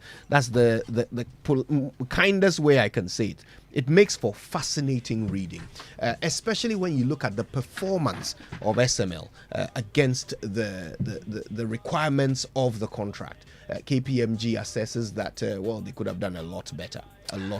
Yes, Kojo. I mean, because for instance, when it comes to the measurement audit for downstream from the period 2019 to 2nd January 2024, and there's a table here. It was the obligation and the performance. So it says, develop and implement an electronic metering management system. SML has performed this obligation as they deployed an EMMS for 24 depot, except Centu Oil Refinery, which was recently commissioned, an old bauxite jetty, which has been classified as not secure by GRA. Measuring, monitoring, and digitalizing the entire delivery chain, SML has partially perform this obligation, as SML is currently measuring and monitoring petroleum liftings with flow meters in 16 out of 26 depot per the data reviewed. In addition, SML had deployed staff in 24 depot to scan weigh bills. However, SML does not measure and monitor residual fuel oil because of its high temperature and viscosity.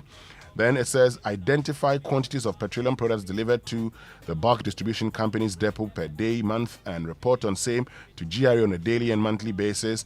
And it says, SML has partially performed this obligation, as although SML has flow meters on the inlet pipes, the measurement and readings are not reliable due to the apparent use of water to either cleanse the pipelines or drive the delivery of products as it is delivered to the depot. That's interesting, isn't it? Yeah. As a workaround, SML has begun the installation of automatic tank gauges to continuously monitor volumes delivered and stored in the tanks.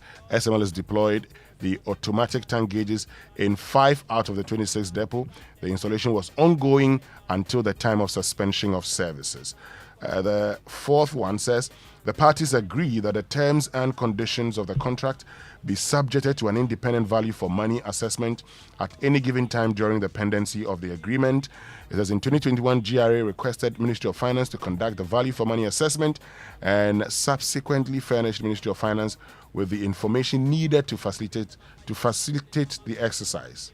However, the independent value for money assessment was not performed for the period of the contract. And 5, both parties agreed to review the performance of SML and its technology systems no later than 30 days after the first 2-year period from the effective date of the contract.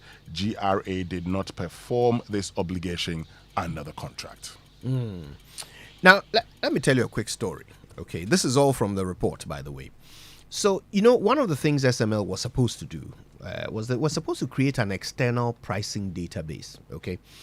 So that in terms of imports, GRA can compare what is imported to their external prices, you know, in other markets, you know, to make sure that they are charging the proper tariffs and all of that. They were also supposed to do some market research on external prices for GRA. Now, SML said that they did create the system. They also sent 2 of their staff to GRA to go and run the system for them from January until April 2020. And then COVID struck. So the 2 were reassigned. Now, GRA confirms that yes, indeed, this happened. Between January and April 2020, there were 2 staff sent to them. But they say that the data that was being churned by this SML system, they were concerned about the accuracy. Sometimes they seem to overvalue or undervalue the goods, which was not helpful for them in their benchmarking. Now, in May 2020, GRA implemented ICOMS. Okay, and ICOMS has inbuilt external access to international prices. So they automatically do that check, the one that SML was contracted to do, and they did only from January till April. ICOMS now had a permanent solution for it, which made SML's carrying out of that job redundant, according to KPMG. But SML was still paid for this service from April 2020 until January 2024 with no evidence of actual work done in that period. Because from April 2020, those 2 guys, Krano, were even reassigned because of COVID. But they were still paid. Anyway, that's just one of the many ways in which KPMG was not very impressed with the way SML carried out the contract that they were paid so many millions of cedis for. More details on the show. But we also have to talk about this SNIT deal, don't we? It appears there is some increasing unanimity on the point that please hold on to it.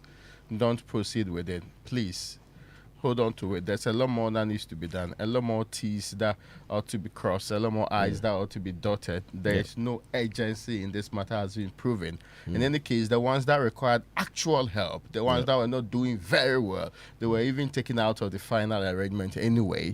So in all fairness, we need to do a deeper probing into some of these things. And there is the SNIT board this was come under a lot of fire. The other time I mentioned every member from chairperson Elizabeth or Henry through to the TUC 4 members, they say were not enough. The pensioners representatives, the Ghana Employers Association representative on the panel, and many others who many would have expected would be acting in the supreme interest of the country. But, well, they may also perceive this as acting in the interest of the country. Then we ask ourselves, what is truly the interest of the country in this circumstance? And it will be simply for everybody that if they were acting, say, for Raymond Incorporated, which had the board that was functioning in a similar manner, would they have acted in a similar manner? Would they have, if this was direct funds from their own pockets going into a project of this sort, would they have ensured or done the level of due diligence that's required here? Would they have gone through the same processes? Would they have actually selected the same eventual winner? Would they have selected even the same transaction advisor? So all of those are being probed. And the civil society groupings yesterday did a press conference insisting that they should absolutely abrogate the process, as TUC has been saying. And I insist that even if it's too late, I think TUC has perhaps the biggest power in this case.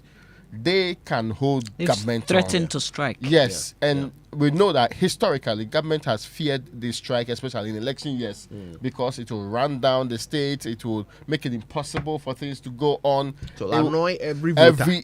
Other person, and when they add their consistent demonstrations to it, it becomes worse.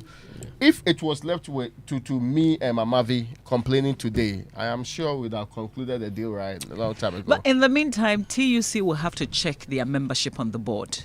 Are they really qualified person? Do they understand what it means to be on a board? If I were a member representing TUC, I would have resigned.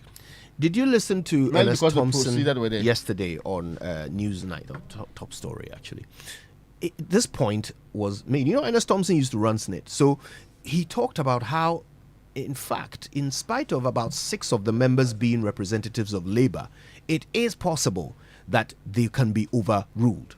Yeah. Okay. So it is possible that they may have a certain point of view, but it will not be carried on the day. So according to him, by the way, just before we move on, when that happens, when that happens, the immediate reaction expected is that I come and tell my people that this is what's happening. Let's oppose it right from the beginning. Yeah. Are we saying that didn't happen? It did not. At least we know for sure from their reaction that that's not what happened. Yeah. Okay. All right. So one thing though, just before we move on, this is just a fundamental question here. So according to SNIT, and I think Winston was reading it yesterday, according to SNIT, the reason for selling their interest in these hotels is because the hotels need money in order to expand or operate or whatever. The hotels need money. And SNIT is not willing to take SNIT money and give to the hotels. So they are going to sell their interest in those hotels so the hotels get money, right? But when SNIT sells its shares, does the money go to the hotels or to SNIT? To SNIT. It goes to SNIT. So SNIT will then have to give the money back to the hotels. And do all the hotels need money? The listed Is hotels. it a management issue or not? La Palme, which is not doing good business, as we all accept, is being run by, what's the name of the lady? Nana. As in current management? Yes. Where's the name? Nana Domtie Onwuna Kwache. I believe she's the daughter of the chair of the Council of State, right? Now, yes. Now, I've cited anyway, we'll talk about, I don't want to go into it now because this one is a juicy one. We'll go into it later, but let's ask ourselves a few questions. How much are we paying people to run these hotels badly? Okay. How are we choosing them? And how much are we paying them to run these hotels badly? We'll get to it all today on the Super Morning Show. Make sure you're a part of it. We certainly want to hear your views on these all-important matters, all right? So use the hashtag JoySMS. We're going to share the SMS poll, which we do every Thursday, and it's about SNIT. Share your views.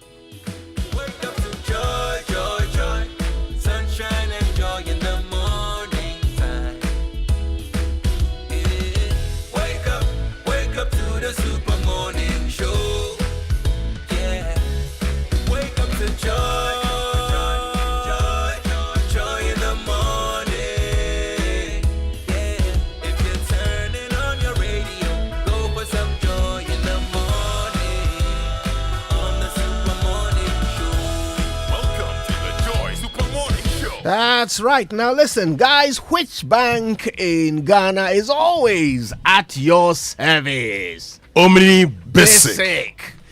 Which bank is ready to assist you with their 24-hour state-of-the-art contact center? Omni Basic. Which bank in Ghana is the fastest growing corporate bank and bank of the year 2023? Omni Basic. At Omni Basic Bank, they are always at your service. So call them on 0307 086 000.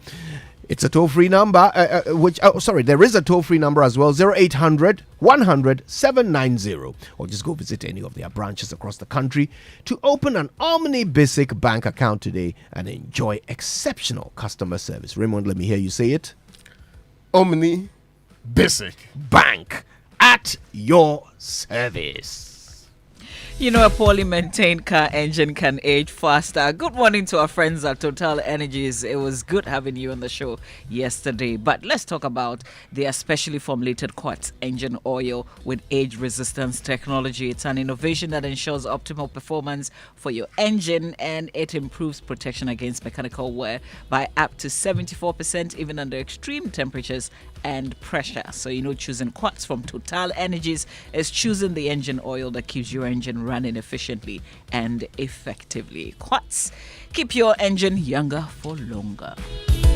Now, G&G, your reliable alternative power backup system provider, it's already 30 years, and this is good news, right? Hooray! We wish to thank all our cherished partners and customers for being part of this important journey as G&G embraces the future with brighter hopes They look forward to providing you with the best backup power service to your homes, offices, churches, and more. And Mamavi, the Doomshaw, it is back.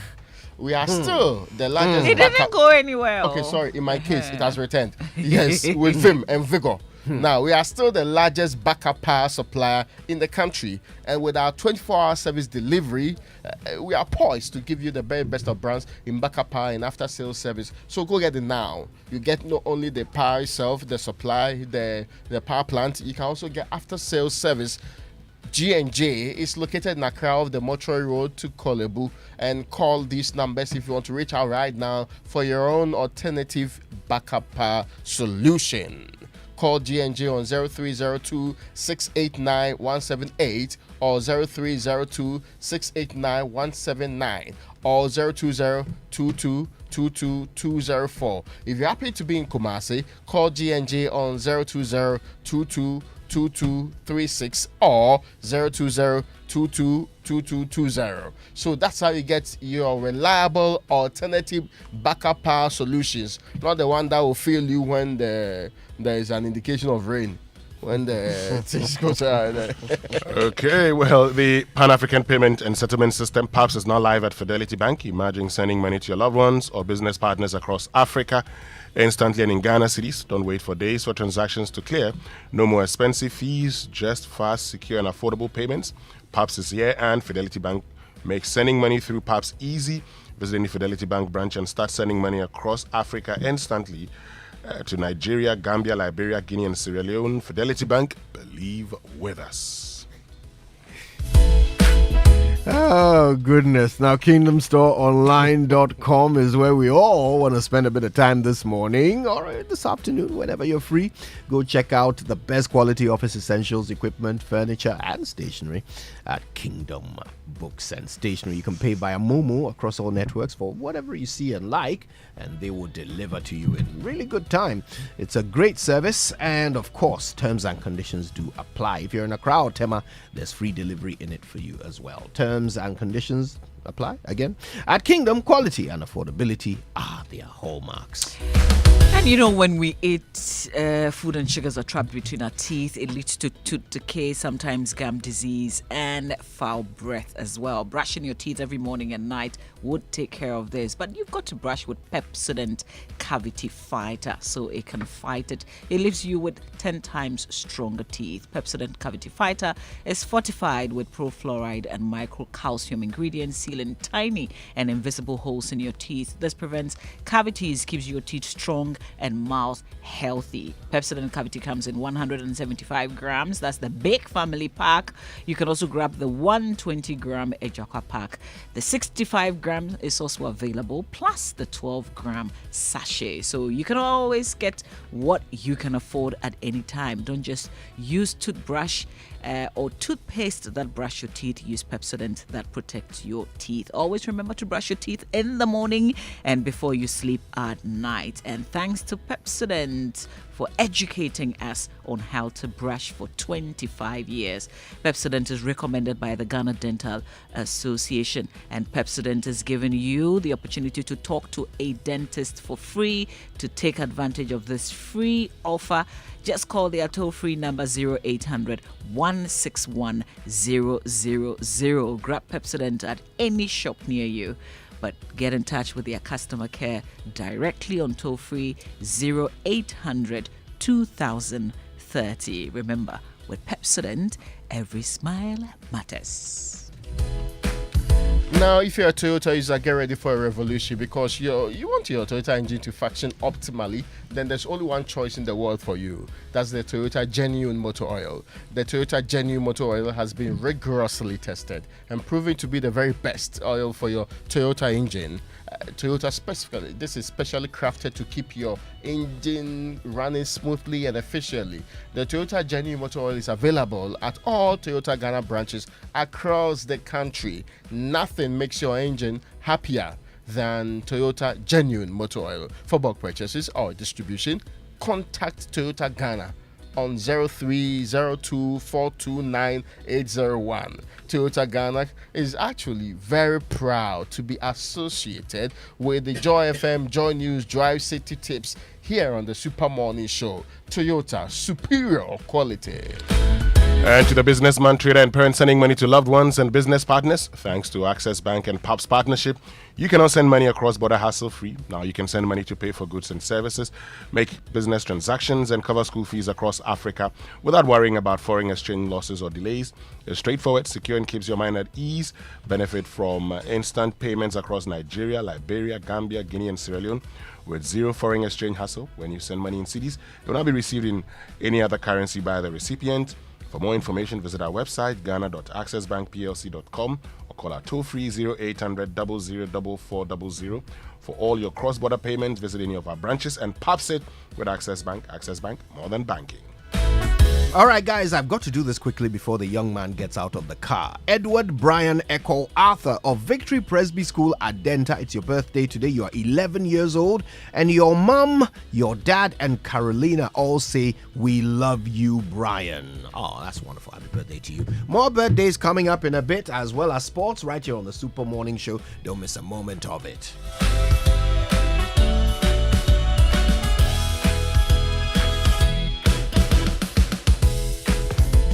When you want to eat, just Momo it. Tired of the long queues in the supermarket? Pay with Momo.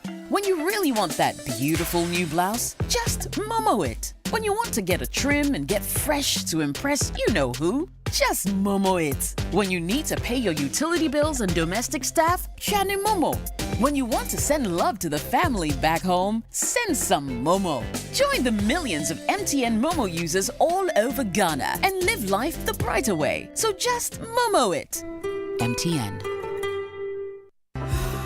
Imagine a world where your home or business is powered by the sun's boundless energy. Picture your rooftop transformed into a solar sanctuary, radiating with eco-friendly vibes and city-saving brilliance. Well, dream no more. With Standard Chartered's renewable energy loans, you can turn this dream into a dazzling reality. And guess what? Our renewable energy loans come at very low rates. That's right, we are not just offering loans, we are offering the keys to your solar-powered kingdom. Say goodbye to high electricity bills and step into a new world where every watt generated is a step towards a brighter, more sustainable future. So if you're ready to take control of your energy destiny and switch to solar today, give us a shout on any of the following phone lines: 050-153-5789, 050-153-5790, 0244-674154. Let's chart a course for a brighter tomorrow and make your solar dreams shine brighter than ever before. Standard Chartered, here for good. As the world is changing, you need updated skills to take advantage of all the opportunities out there today. The Ghana Skills Development Fund has already provided training for dozens of businesses over the last 2 years. And now it's your turn. With over 100 million Ghana cedis given up for skills upgrades in the formal, informal, and innovations and green technology sectors, applications are now open for the next batch. Visit www.gsdf.ctvet.gov.gh to submit concept notes between now and 14 June. And be sure to apply in the correct window to avoid disqualification. Call 0303-941-361 for more inquiries or send an email to gsdf@ctvet.gov.gh with inquiry as the subject. The GSDF is funded by the World Bank through the International Development Association IDA with the Commission for Technical and Vocational Education and Training CTVET as the implementing agency under the Ministry of Education. This is what it has come to, the moment that defines a season. It's the finale, and I want it all. I want all the goals and the drama. I want Pep and Klopp racing for the top. I want the biggest stars shining on Champions League nights. I want the fairy tale stories and the glory. I want the passion of Serie A. I want the flair of La Liga. I want the Premier League. I want the football finals. I want it all. Reconnect to catch every match live on DSTV.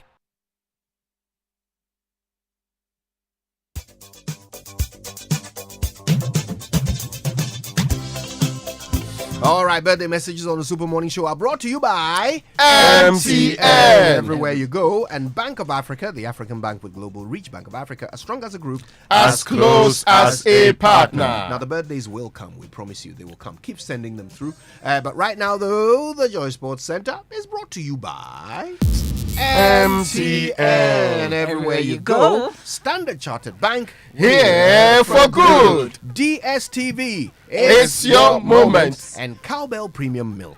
Cowbell, a creamy goodness. And say goodbye to memorizing 1001 short.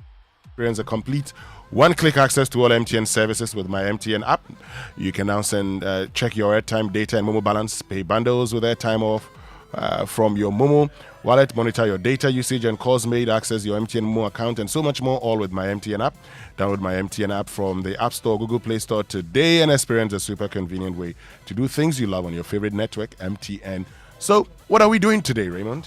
Yeah, we're enjoying ourselves and also getting the very best of standards in the country anyway. But so, folks, imagine a world where your home or business is powered by the sun's boundless energy. I mean, picture your rooftop transform into a solar sanctuary, radiating with eco-friendly vibes and city-saving brilliance. Well, dream no more with Standard Chartered's renewable energy loans. You can turn your dream into a dazzling reality. And guess what? Our renewable energy loans come at very, very, very low rates. That's right. We are not just offering loans. We are offering the keys to your solar-powered kingdom. Say goodbye to high electricity bills or not having electricity at all, and step into a new world where every watt generated is a step towards a brighter, more sustainable future. So if you are ready to take control of your energy destiny and switch to solar today, give us a shout of any of these numbers.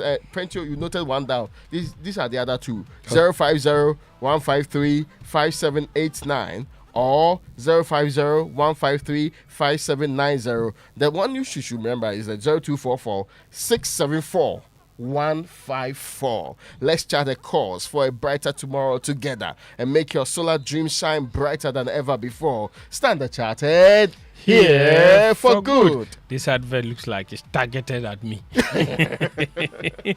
Good morning to all of you. Welcome aboard to the Joy Sports Center with me, Fentua Tahiru Fentua. Coming up over the next 10 minutes. The first Italian winners of the Modern Trophy. The first European prize of their history. Europa League winners 2024.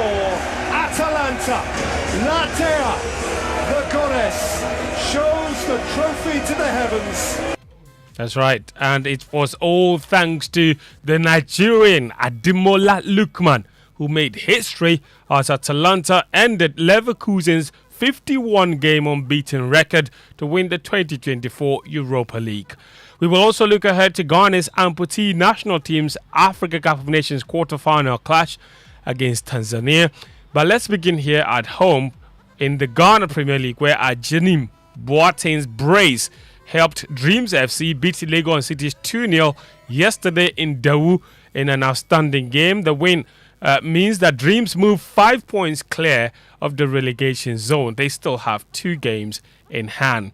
Elsewhere, Hearts of Oak have announced a deal for midfielder Salim Adams to join Sudanese club Al Hilal Omdurman, subject to the player agreeing personal terms with the club.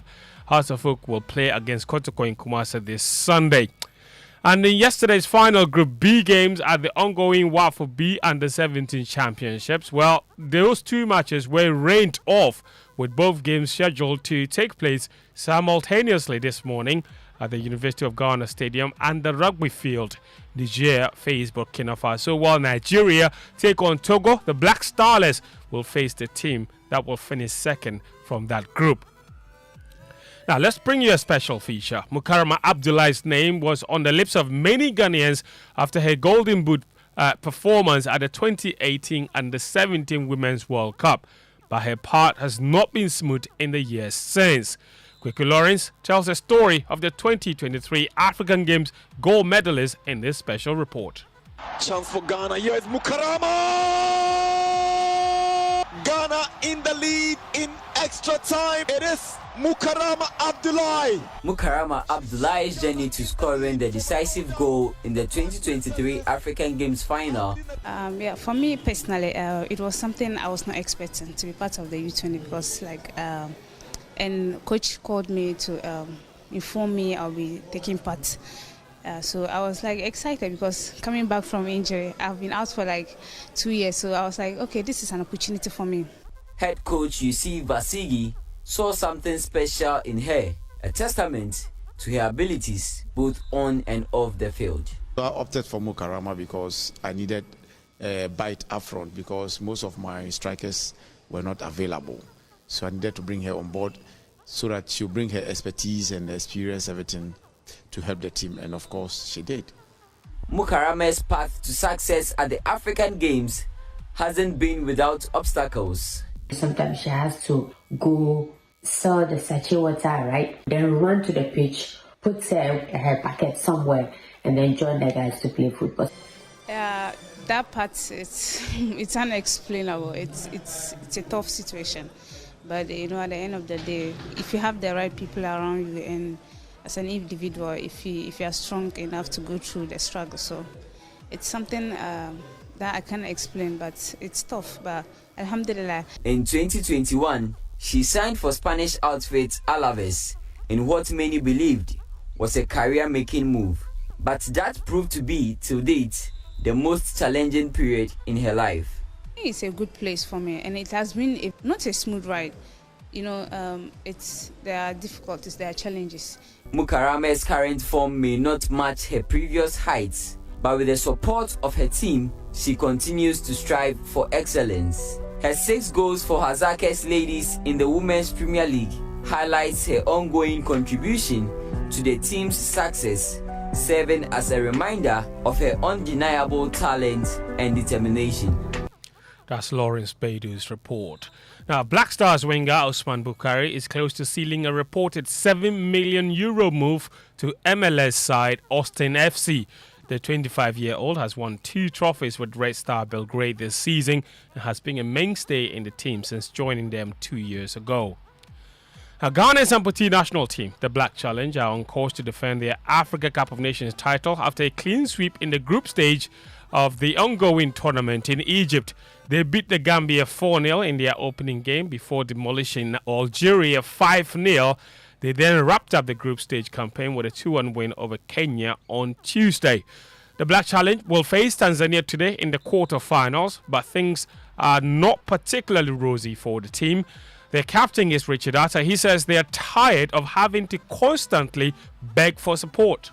It's like every time that we are supposed to go for a tournament, there is no motivation. There is no motivation at all. And sometimes these things disturb us. We always feel that, why is it that we people with disabilities, when the nation needs to support us, they always scare away from those responsibilities. We find very, very difficult to understand. It's about time the nation also show their love, so that whatever we are doing, we do it well, and then our lives become better. That's Richard Atta, the Ghana's amputee national team captain. And if they can defend the title, they would qualify for the Amputee World Cup to take place next year. Now, elsewhere, of course, Ghana's amateur boxers, they will discover their opponents after today's entry balloting at the Paris 2024 Olympic qualifying event in Bangkok, Thailand. In all, 6 Ghanaian boxers will be hoping to pick one of the 51 available Olympic slots. Here's Joy Sports' Victor Achutamaklu with a verdict on their chances.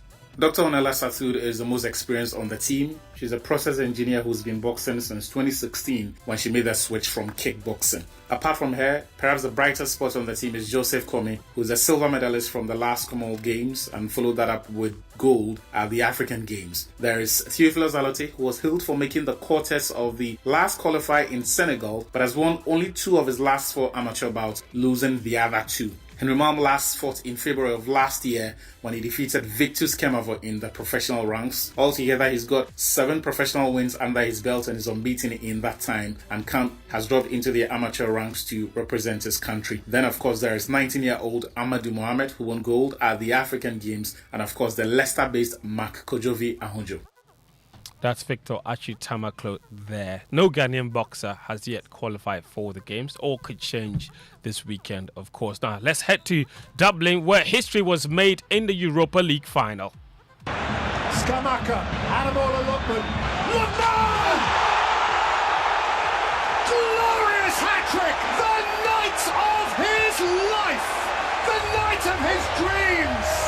He makes history. Toloi, seconds away. It is Atalanta for the very first time. Yeah. Ademola Lookman, the Nigerian, backed a sensational hat-trick to lead Atalanta to a 3-0 win over Bayer Leverkusen in last night's Europa League final in Dublin. That means the German champions and their incredible 51-game unbeaten run this season comes to an end. In helping Atalanta win their first major trophy in 61 years, Lookman became the first African to score more than one goal in a major UEFA club competition. The 26-year-old also became the first player to score a hat-trick in 49 years in any UEFA club competition, and he was obviously very elated to lift the trophy. Yeah, one of the best nights of my life, yeah. Amazing performance from the team. Yeah, we did it. Yeah. Not got much words to say, but yeah, fantastic. Third time lucky. They always say third time lucky. Yeah, I'm just happy we won today, so yeah, please. Yeah, 100%. Got to celebrate. We made history tonight. That's Ademola Lookman there. And before we go, Luka Doncic, he starred as the Dallas Mavericks beat the Minnesota Timberwolves 108-105 in the opening game of the NBA's Western Conference Finals. Game 2 will take place on Friday in Minneapolis. That's all the sports this morning on the Joy Sports Center. My name is Fentu Tahiri Fentu. Back to you, Mama V. All right, thanks, Fent. We have to quickly go to Unclable for food for thoughts. And Unclable, good morning to you. Apologies. Can you do it slowly? For starting food for thought a bit late today, but good morning. Gorgeous, good morning. Good morning. Uncle? The morning could have been better if Leverkusen had won. Hey. Okay. Oh, I wanted them to go unbeaten for the host. That's a little selfish. They went unbeaten in the league. You can satisfy yourself with that. That's okay. No, Fento, your against has not been nice. Well, anyway, Gogia, this morning I want to bring my celebration of mothers for this year to an end. And to do that, I'm going into my archives to bring you one of the most important lessons my mother taught me. Okay. Here we go. When my father died, it took more than a year for my mother to find her feet and her equilibrium. At first, she gave in to fear of being left alone with 5 boys, fear of what the future held for herself and her boys. But once she found her feet and accepted the fact that she had what it took to not only survive, but to thrive without her husband, she became stronger and focused more on growing her business and making it more profitable. She renovated the house at South Central and added 5 more rooms to it. She then offered the extra rooms for rent. Those rooms were quickly snapped up. About a year later, one of the tenants relocated to Accra with his family, and his room became available. One evening, my mother was hosting one of her closest friends when a very well-groomed gentleman walked in. He exuded the confidence of a very successful man. A few of my friends and I were kicking football around. But when the gentleman entered, we stopped playing. He said to us, "Boys, where are your jerseys?" "Oh, we don't have jerseys," we said. "Don't worry about it," he said. "I'll buy you jerseys. In fact, I'll even buy you boots and better balls. And I'll build a coach team around you guys.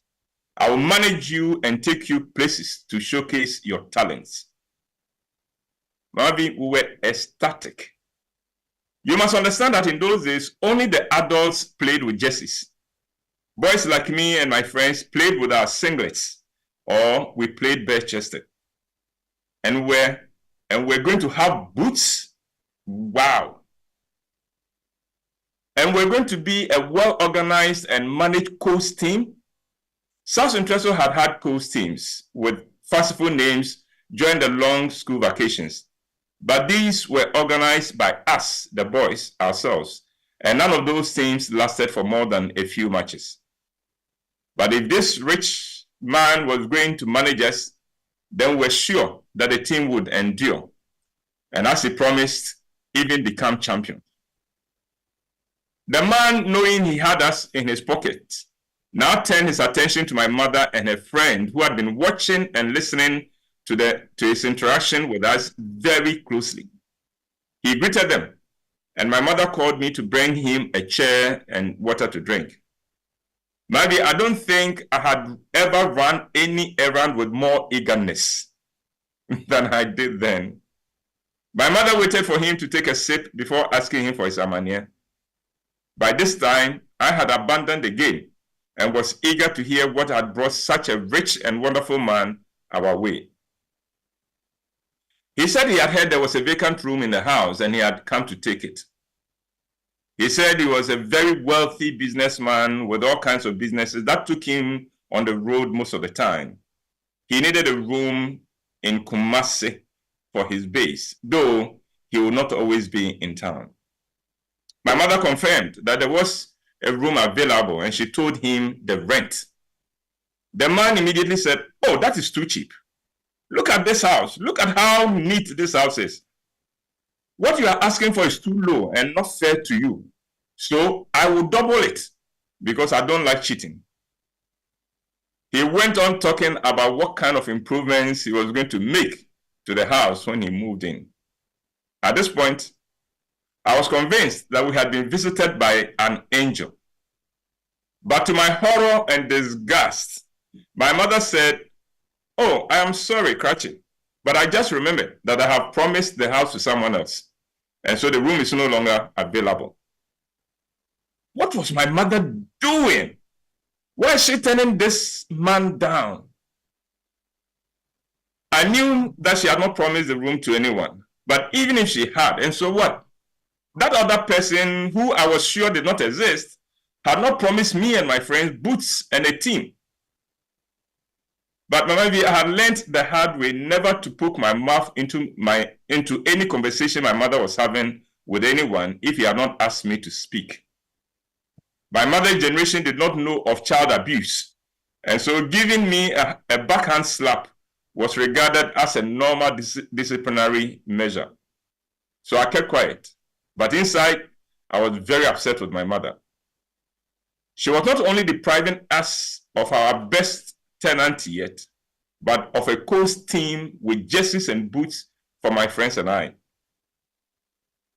The man then took his leave, and as soon as he went past our gate, my mother's friend hurriedly took her leave also and left. I went to my mother and said, "Mom, why did you send the man away?" She said, "Kobina, you are too young to understand." And then she dismissed me, making it clear that the issue was dead. Months later, my mother's friend, who had stopped coming to the house, turned up. After giving lame excuses for her long absence, she said, "Auntie Emma, is that how your man is?"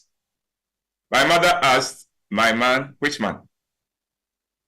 The woman said, "You remember the man you refused to rent the room to?" My mother remembered him very clearly. She said, "What about him?"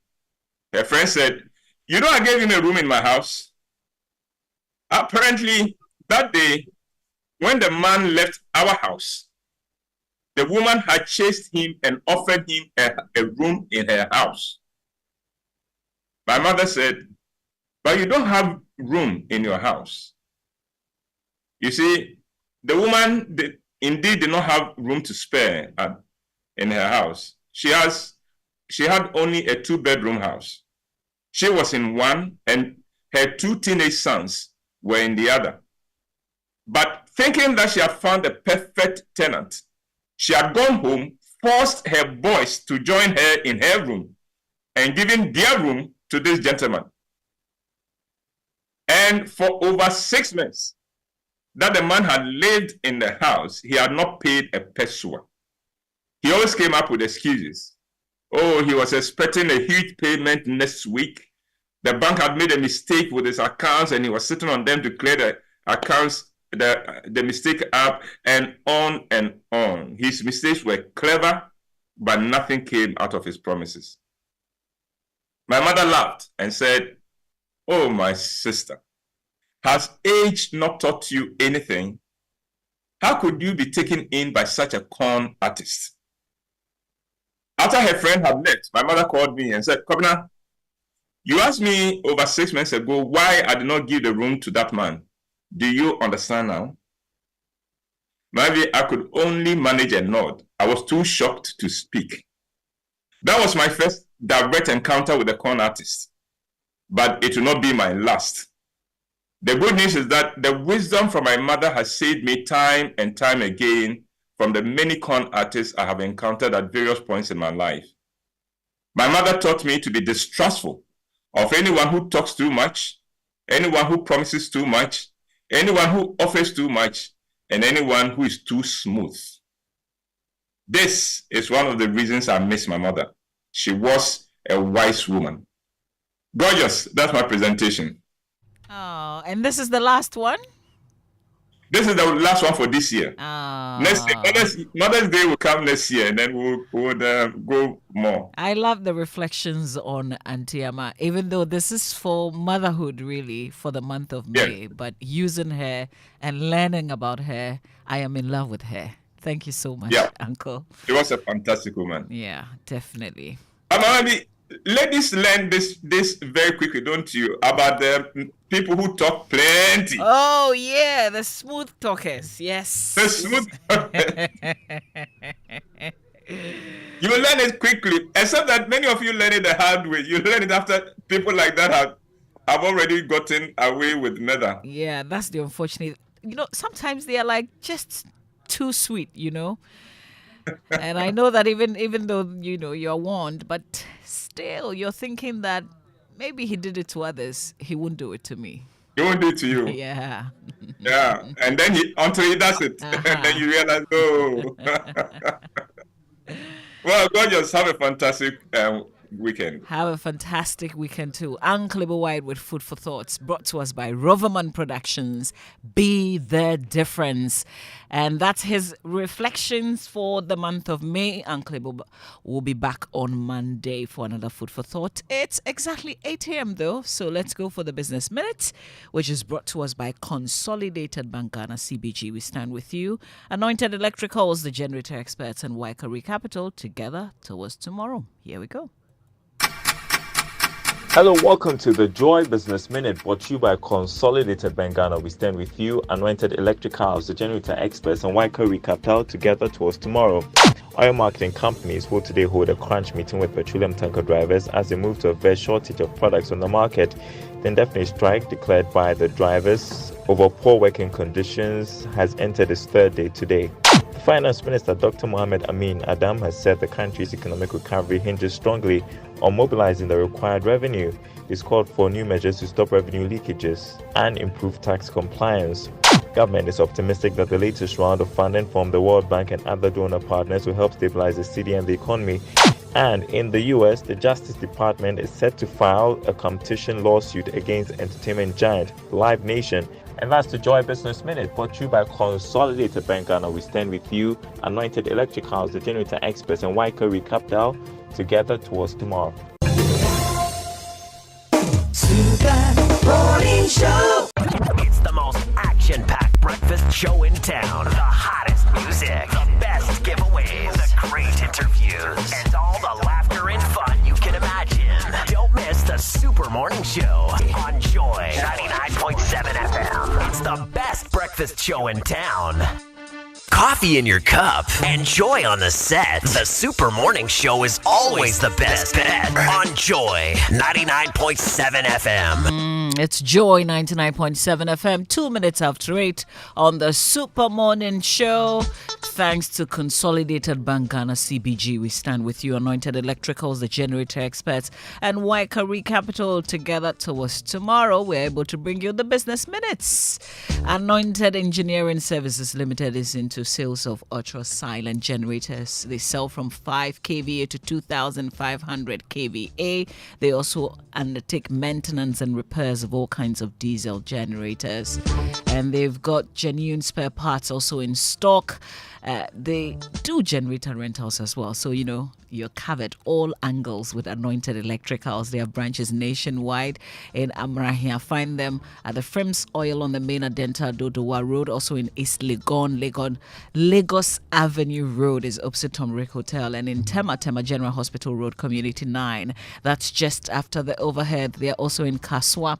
Off the wage at Kaswa Road is near Semaf Cement Depot. And you can find their head office at number 77 Anointed House off the Odoko Malam Road in Accra. Call their hotline on 0243 480 334. Anointed, remember, that's the generator experts. Send your messages to us on WhatsApp 055-1111-997. You can also post on X Joy997 with the hashtag JoySMS. Also post on Facebook Joy997. And thanks to EcoBank, a better way, a better Africa. Mala 2 from Ernest Chemist. Mala 2 Power of Malaria, GTP Lifestyle. And Rapidol, when the pain is too much to bear, grab Rapidol from Dennis Iton PLC. Rapidol, the rapid pain reliever. When you send your messages, we'll share with the rest of the world. But this is the year to stop singing and talking about shopping and enjoying life and just do it. Now, EcoBank has over 1 million cedis worth of cash and prizes in the EcoBank Million Gang promo for you and over 7,000 others across Ghana. Now, how cool is that? Well, winners will be rewarded bi-weekly, and you can be one of them, winning up to 10,000 Ghana cedis. There will also be 3 monthly draws, and all you have to do is just deposit cash in multiples of 500 Ghana cedis. That's it, into your EcoBank account at your nearest branch. You can also do so at the EcoBank Express Point or via the EcoBank mobile to stand a chance of winning.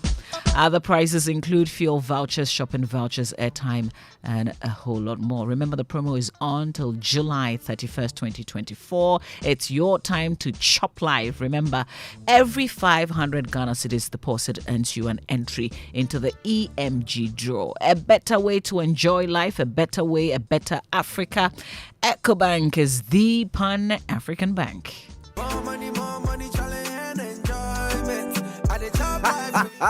We know say problem day, but you for chop life. Simply deposit cash in multiples of 500 Ghana cedis into your EcoBank account at your nearest branch, Express Point, or through EcoBank mobile to win your share of over 1 million cedis in prizes in the EcoBank Million Gang promo, EMG. Be one of over 7,000 people to be rewarded. Hey, my God. Yes, so over 7,000 people go chop soft life from May to July 31, 2024. Be an EcoBank customer or be square. Remember, every 500 Ghana cedi deposit earns you a point for the EcoBank Million Gang today. EMG. Deposit today and win your share of 1.2 million in cash and prizes. A better way to enjoy life. A better way. A better Africa. EcoBank, the Pan-African Bank. This promo is regulated by the NLA on the Caritas Lottery platform. You listening to me on the radio. I know exactly what you need, and I go sort you out. But first, quick introduction. Maybe the connection man. I'll make things happen. Whether it be business, fashion, or the latest trend in town, I go connect you. I know when people connect, big things they happen. I am the plug to your plug. Anything you want, that's sort. I go show you where options they line them up for you. You want download or you want stream? Link up. I got you. I conquer everywhere. From circle to KGTia. If you come to Navrongo, Jiosu to Kita, Techima to Kumbungu. I'll be the link between you and the next big opportunity. It be me where I go connect you, make it happen. Oh, you want to know my name? I am Telecel. Switch to Telecel for the best value voice and data services and connect to the things that matter. Connecting dreams, connecting goals, connecting passions. Telecel, connecting energies. Dear citizens of Ghana, Are you 18 years and above and of sound mind? Are you a first-time voter?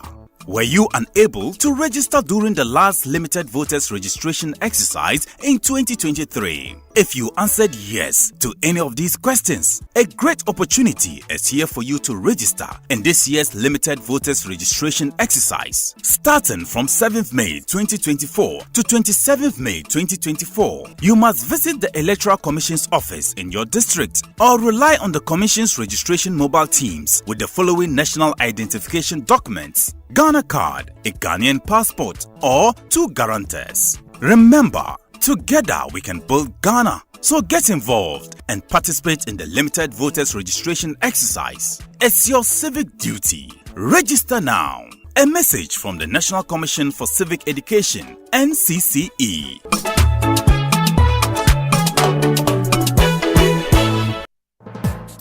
From the producers of The Gods Are Not to Blame comes another theatrical marvel. A deformity is a deformity. In honor of Professor Martin Owusu, dive deep into the heart of Ghanaian theater as Image Bureau, in partnership with April Communications and the National Theater, present The Legend of Akusika. That orphan who killed her mother and destroyed her own father. Live at the National Theater on June 1st, 2nd, 8th, and 9th at 4 p.m. and 8 p.m. each day. Tickets selling now at 200 cities only at imagebureaugh.com or dial *714 *11 *21#. The Legend of Akusika, supported by the Ghana Tourism Authority, Knee Plans Car Rentals, MGL Logistics, IPMC, Joy FM, and proudly brought to you by Stanbic Bank, Telecel, and the National Lottery Authority. The Legend of Akusika.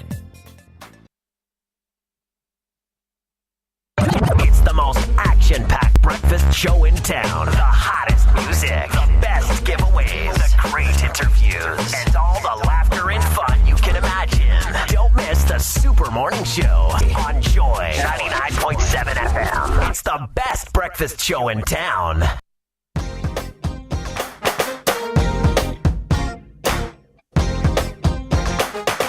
Coffee in your cup and joy on the set. The Super Morning Show is always the best bet on Joy 99.7 FM. That's right, we're serving you breakfast this Thursday morning on Joy 99.7 FM. It's 9 minutes after 8. We've got our big stories today. Of course, we're still talking about SNITs and the 60% of their interest in some hotels that they want to offload to a private investor, except that the person at the center is a government official, a member of parliament, and the owner of Rock City Hotel. That matter is still on our table. The non-executive director, one of 2 directors, the controlling mind of the company, the alter ego of the company, who is non-executive director, who gives direction for the operation of the institution, and yet makes no profit. Yes, that's what he says. Okay. Well, I just wanted to put in context. But Mavi, there is also another important matter that ought to be brought to the fore. Right. We did financial sector reform, so-called reform, before we did domestic debt exchange. Government every day says that it has paid the people related to domestic debt exchange. There are still people's monies have not been paid under amalgamated, is it trust or fund? Trust. Yeah. Fund. Yes. It's a fund, amalgamated fund. Yes, amalgamated fund. It is unconscionable. At first, we cannot pretend that we have spent 25 billion to resolve a problem, and yet people are still not paid till today. And yet some people, because every day they cannot be coming out there and be demonstrating and going to the Ministry of Finance, we don't even bring up their matters in this country. And we are still promising people that, we have done all that's expected of us. Not long ago, this gentleman raised the matter that we looked at the other side, but forgot about it. The cameraman. He talked about how monies were still unpaid from the financial sector reform. Let's be fair to ourselves. If this was money for our parents who are supposed to be unwell for their drugs and all of that, directly, the people who are supposed to pay, would they be happy? Look. If they, when we have encouraged the culture of saving, the culture of investing in this country, that responsible people will not spend all their money, but they will save some. They will not be traveling anywhere and be enjoying themselves and be abusing the money, but they will save some. Then at the end of the day, they end up saving. You say you are embarking on your financial sector reform. which has cost us about 25 billion. You keep repeating, which is part of the issues you'll be raising every time. How come under amalgamated fund the people are still not paid? In fact, we say part of the problems we are facing in this country today is because of the financial sector cleanup. Because we spent 25 billion Ghana cedis. And yet people are still owed money. Now, picture it this way. You worked very hard, made money, and decided to invest this money so that subsequently you can have them. Nobody knows when you would be in a problem. And now, the state that says, hold on a minute, I have decided to embark on a sector cleanup, and we are making sure that no funds are lost under the amalgamated fund. People are still owed money. And today, so just imagine today, I mean the situation we find ourselves in today, and you have money that you cannot access. Yeah. You've not made any mistake. We had regulators all this time. All you're asking for is, where is my money that you promised me? Where is the money that you say you have spent cleaning the financial sector? The 25 billion. Which made sure that we don't have to lose any money. Give me my money. You know, this is painful, knowing that you've worked your entire life and you've saved for tomorrow, and the tomorrow is now, and you can't access it. This is your own money. Yes. Wow. And you see the people who even had funds with Gold Coast Securities, they can't access their funds. Yeah. I mean, they came out to say, for those who have up to 40, 50,000 would give you. What if you have more than that? And I know a man who's been, he used to call us consistently. Okay? Look, a pensioner walked up to me here. He called me. He says, I heard your name. And because I am also Amo, I said I wanted to come and talk to you. You know his only crime? He did some work with the UN. Saved all his money in one of these institutions. If I believed in Ghana. He believed in Ghana, saved all his money, came on retirement. As I talk to you, his nephew is the one who takes care of him. Oh. He has to go and borrow money. He showed me. And some will think you are irresponsible. Money he had borrowed because he has young children who are at the university. This is extremely maritime. painful. Look, It's check the fees of maritime. You're not responsible. That's and true. You know how hard you worked to save your own money. Yes. And then you cannot access it. You cannot get the money. And it is how we are treating our own. Look, the state is responsible for the general well-being and welfare of its citizenry. Correct. And in this case, you've been told us that you have spent money. At some point, we were paying tax for financial sector recovery, which means that you have gotten the money, you have spent the money, but where is the money to the people? But the fund was supposed to have money. Yes, it doesn't make sense. So where is it? And it's almost as if, let's ignore them. Whenever they raise these matters, let's come and give some promises and move on with our lives. But I'm insisting that if these people who are in charge of these institutions and also supposed to pay them, if it were their parents, would they be happy? Yeah. And they had no options of making sure they buy their drugs, they pay and survive. Now go to the hospital for even a single day, OPD, and see how much it will cost you. And these people have to rely on other people when they made this provision so that they don't rely on any other person. And we know the pension, if you leave, it's more money you are getting. Yes. So people have to survive on other things. And let's be reasonable in this country. You see, we're also killing that culture of saving and investment. Yeah. You are sending a signal to people that yes, no, it's a dangerous thing. Me. It's something that we should not continuously be damaging, because a country is only a country because people save, government gets funds to do projects. Then at the end of the day, we don't have to go and borrow elsewhere. But the people who have saved and you got the funds to do the projects they are supposed to save, give them back the money to become a problem in this country. Then who do you think people will do? They'll actually be looking elsewhere. They'll take their monies outside. Now, that's what other people do. They'll get to some foreign account. They'll put all their monies in there. They think it's safer. They convert it to foreign currency. Nasikana or exchange rate difficulties are saying scano. And yet you can't give the money to the people. Look, I will. What did we know about time value of money? Yes, time value of money. I mean, today, that money that people put in there, are they going to be paid with interest? No, just give them their principles is a problem. And you see, this is the other point. As for the savings culture, it has been killed. As I sit here, if you ask me to go and save, to go and invest, even me with financial literacy, I won't. If I want to put my money in treasury bills, I'll take the interest forward. Yeah. Even that one, I don't want to. Because I ask myself, why? What if something happens? Because of the way, things have gone in the past. The only way to restore hope. Look, even cocoa bills. Look at the problems we have. Yeah. If in this republic we sat down one day, there was money in our account, then the money vanished in the account. Yes. You listen to it carefully. Some of the certain things that we have known about our financial system have been run down completely. The only hope we can give people is when you say, I'll pay. You pay. That is because that regularity is what sustains a financial system. Yeah. They believe that when they say they'll pay. Yeah. But you are defaulting left, right, center. And sometimes they don't even tell them anything. It's as if, let's not pretend that it's happening. The other story that we don't share, the fact that there are people who have died. Yeah. Because they are not able to access their own money that they've worked so hard for. It's not each person can go to others and beg.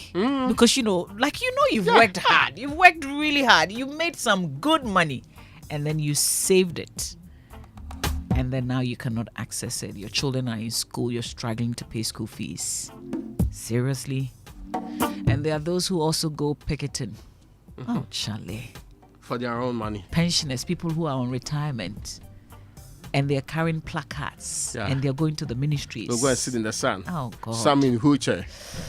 And we go and give them fresh promises. We are not even ashamed that we are giving people who have served this nation properly promises that we'll pay you, we don't pay them. They let them come back to you. It's as if they are bothering us. Guys, we have to keep talking about these issues because that's the only way we get some sort of solution. So we will be talking about this. Plus, of course, yesterday we saw the full report of the SML GRA deal released finally by the president after weeks of pressure. So what really is in this report? We'll bring you all of that here on the Super Morning Show. Coffee in your cup and joy on the set. The Super Morning Show is always the best bet on Joy 99.7 FM. And big stories brought to us by Telecel, connecting Energy's latest from your partner for life and Equity Health Insurance, here for you. And save the date for Equity Health Insurance's upcoming virtual panel discussion featuring our esteemed panelists as they share varied experiences on unlocking the keys to mental well-being. Dr. Isaac Manasseh, who's Senior Medical Officer and Clinical Psychologist, Ama Ashon-Nate, Human Resource Manager at the Australian High Commission, Jejom Abra Ajam, who's Clinical Psychologist with the Ministry of Gender, Children and Social Protection, and Nanesi Abasego, Seasoned Human Resource Practitioner. It's on the 29th of May 2024, time 10 a.m. to 11:30 a.m. Theme: Nurturing Mental Wellbeing Strategies for Sustainable Mental Health. The meeting ID is 94016379806. The passcode 403071. You can get more details on their website, equityhealthinsurance.com, and all their social media platforms. Call Equity Health Insurance on 0501 515 124 or 0506 607 910 or 0202 693 237 for your corporate health plan, Ebusuya health plan, and Ayaresabia Bambo Sika policy. Equity Health Insurance, here for you. Now, guys, picture this. You are trying to sleep. You've had a long day, bread. But where you are sleeping, I said the mattress has, suffering from intoms. You are sagging into the mattress. No matter how you twist and turn, you are just not comfortable enough. It's just a reminder that shortcuts never get you there on time. Do not compromise. Right? Yesterday I was participating in some online auction. Last minute, when they were supposed to close the auction at 8 o'clock, 7:30 website is problematic. I was very angry. Yes. I mean, I know that auction. Yeah, I was very angry. They should be careful. I participated for 2 clear days, sometimes late in the night, matching bits, so that I can get chairs from people in my hometown. I am waiting patiently for you to link it to sagging mattress. Imagine sleeping I'm on saying a that one of the mattress I wanted to buy, it was mattress with my brother, instead of Instead of going for annoying options, go to latex foam. Yes, I think that's the only. I mean, in fact, that's the option I have Precisely. now. But they should be very careful. You can't be doing deceitful option like that. Leave them alone. Let's focus on latex foam because come home. Your comfort and well-being will never be compromised. Okay, they prioritize quality above all else. So step into their showrooms, experience the difference for yourself. Their high-quality mattresses and furniture are crafted with your ultimate relaxation in mind, and no foolish bidding required. Just picture waking up, refreshed, rejuvenated, and ready to take on the day. That is the latex foam promise. Invest in your well-being. Choose latex foam, otherwise you do yourself. Latex foam, your partner for life. Go visit them today and sleep better tonight.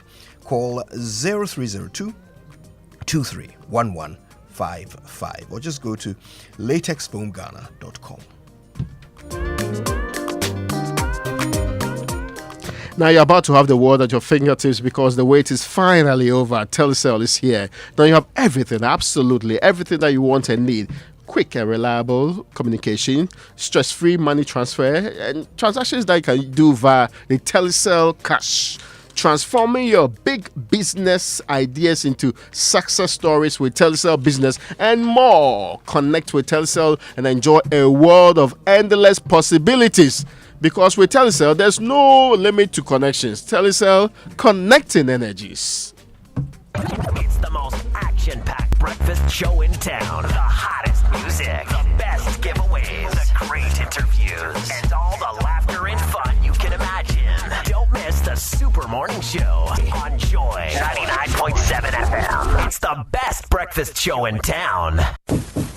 Hey, Cashman. Yeah. Don't you know Nana has assembled all of us and you are here making calls? My generator is spoiled too. So I'm calling a renowned Ghanaian company with an excellent track record in the sales and repairs of generator sets in Accra to come and repair for me. Oh, is it Anointed Electricals? Yeah. Anointed Electricals deals in quality and genuine generators with high fuel efficiency. We also rent generators. They sell quality generators from 10 kVA to 2,500 kVA. They have spare parts of other generators and can repair every faulty generator set even if you didn't buy from them. Look, now we don't have any electrical problem in Accra. Oh, how? Because Anointed Electricals is right here at East Legon, Lagos Avenue, opposite Tomric Hotel. And that's why Nana is calling us. Okay. Yes. If you want to buy a brand new generator or repair the old one, visit Anointed Electricals. Or if you are within Accra, call our hotline 0246 423 534 or call 0243 480 334. They have qualified and dedicated men on 24-hour after-sales service. Then let's go and listen to Nana. Let's go. Gosh, after giving you the hint, won't you give me anything?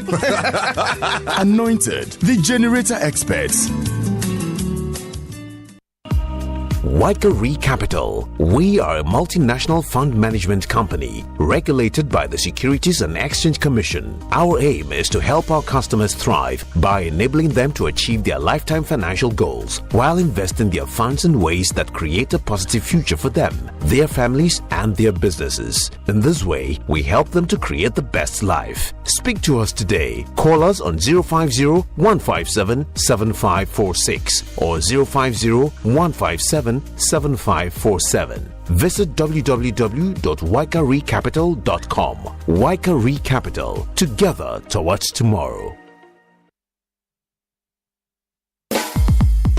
The Ministry of Foreign Affairs and Regional Integration, together with its stakeholders, present the third Made in Ghana Bazaar under the theme Promoting Made in Ghana Goods and Services for Economic Prosperity. The exhibitors include Ghanaian businesses, startups, and foreign companies in Ghana undertaking value addition and embassies in Ghana. Venue, Accra International Conference Center, 23rd to 25th May 2024, 9 a.m. to 7:30 p.m. each day. The bazaar is to promote Made in Ghana products using the network of Ghana's embassies abroad and foreign embassies in Ghana. There will be live performances of authentic Ghanaian music, playground for children, traditional games, and sale of your favorite Ghanaian dishes by local vendors. Attendance is free. Sponsors: National Petroleum Authority, XCMG Ghana, Ghana Exim Bank, GCB Bank PLC, Ghana Gas, Ghana Ports and Harbours Authority, Ghana Tourism Authority, Ghana Export Promotion Authority, XP Agency, Ghana Free Zones Authority, Ghana Standards Authority, Ghana Ghana Shippers Authority, media partner GBC, and the Multimedia Group. Registration is ongoing for exhibitors at the Ministry of Foreign Affairs and Regional Integration. Call 0538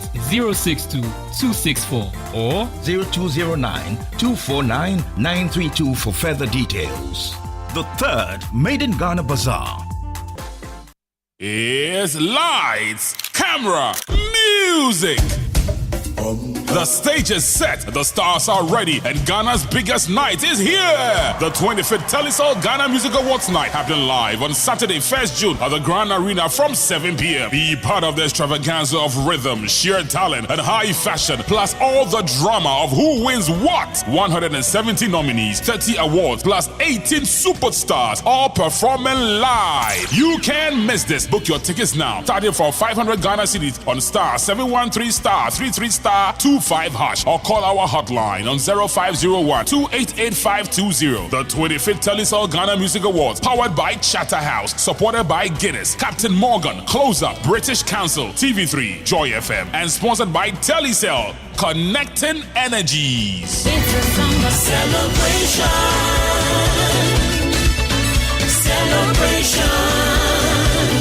Our music is. Hey, welcome back to work. Charlie, thanks, bro. Thanks, the bro. malaria really knocked you down, eh? Charlie, no joke. Hey, fever, headache, vomiting, loss of appetite. I couldn't even eat my usual fufu. You and fufu? How we go do it? I hope you got tested before the malaria treatment. Oh, yes, I did. And thanks to Malatu, I kicked out malaria one time. Sharp. Anyway, sorry to ruin your excitement, but your boss asked of you. Okay. She says she has plenty work for you. No problem, Charlie. Strength day. You see, When malaria strikes, take Malatu, containing Artemether and lumefantrine. Comes in tablet and suspension for the effective treatment of malaria in adults and children. If symptoms persist after 3 days, consult your doctor. Malatu is manufactured and distributed by Ernest Chemists Limited. This advertisement has been vetted and approved by the FDA. There is.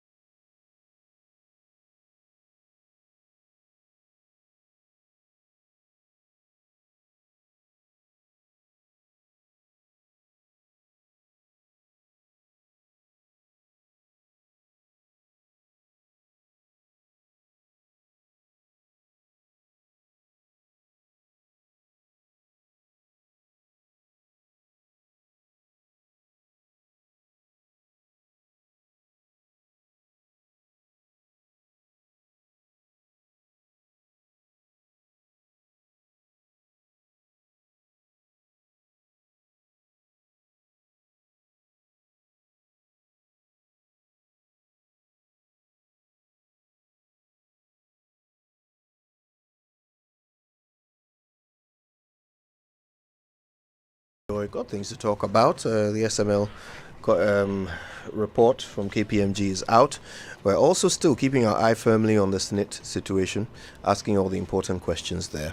All right, now, just before we continue with that, let me remind you that the Ministry of Foreign Affairs and Regional Integration, together with its stakeholders, invite the general public, that's you, to the third Made in Ghana Bazaar, which will be held at the Accra International Conference Center from the 23rd until the 25th of May this year. Now, it's under the theme, Promoting Made in Ghana Goods and Services for Economic Prosperity. There'll be live performances of authentic Ghanaian music, playgrounds for kids, and panel discussions on the changing nature of economic diplomacy, a private sector perspective, equipping SMEs to take advantage of the AFTA, that's the Africa Continental Free Trade Agreement, projecting the creative arts and industry for sustainable development. Now, admission is free, and if you want to know more, you can call 0538 062 264 or 0209 249 932. Go visit the third Made in Ghana Bazaar and shop for all your authentic Ghanaian products at affordable prices. Yawazuye. Now, after a record of 13 runs of Olaroti means the gods are not to blame, Image Bureau, April Communications said the National Theatre have reconvened for another theatrical adventure. This June, dive deep into the heart of Ghanaian theatre as Shoko makes her directing debut with the legend of Akusika in honor of the writer Professor Martin Owusu. Great guy, great guy by all standards. I'm also impressed that the man never changes. He's like, Rock of Ages. That's right. Now, book a seat now for a mind-blowing dramatic experience with some of the finest talents in the business. Mauli Semevo, Andrew Tando Adote, Edina Matachi, Elvis Crystal, Arnold Asamoah Bedu, and also for the first time on stage, Adoma. Come, let's celebrate the legendary Professor Martin Owusu on Saturday the 1st of Sunday, and also the 2nd, and Saturday the 8th. So the 1st of the Saturday the 1st, and Sunday the 2nd.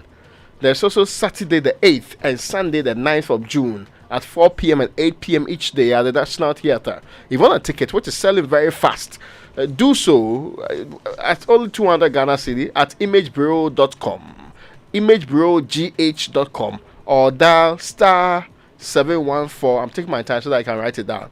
Star 714 star 11 star 21 hash. The legend of Akusika is supported by the Ghana Tourism Authority, Knee Plants Car Rental, MGL Logistics, Joy FM, Hits FM, Joy F Prime, and also Daily Guide, Graphic Communications Group, and proudly brought to you by Stanbic Bank, Telecel, and the National Lottery Authority. The legend of Akusika. Theatre doesn't get better than this. Okay. Now, it's time to escape to the Royal Cozy Hills Hotel at Jirapa, Dubai.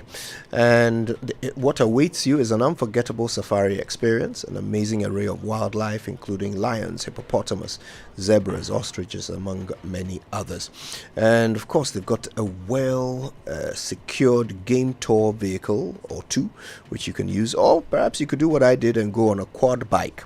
Water sports like jet skiing, boats, and canoe rides are available. And there are various family games to keep you and your family excited every day.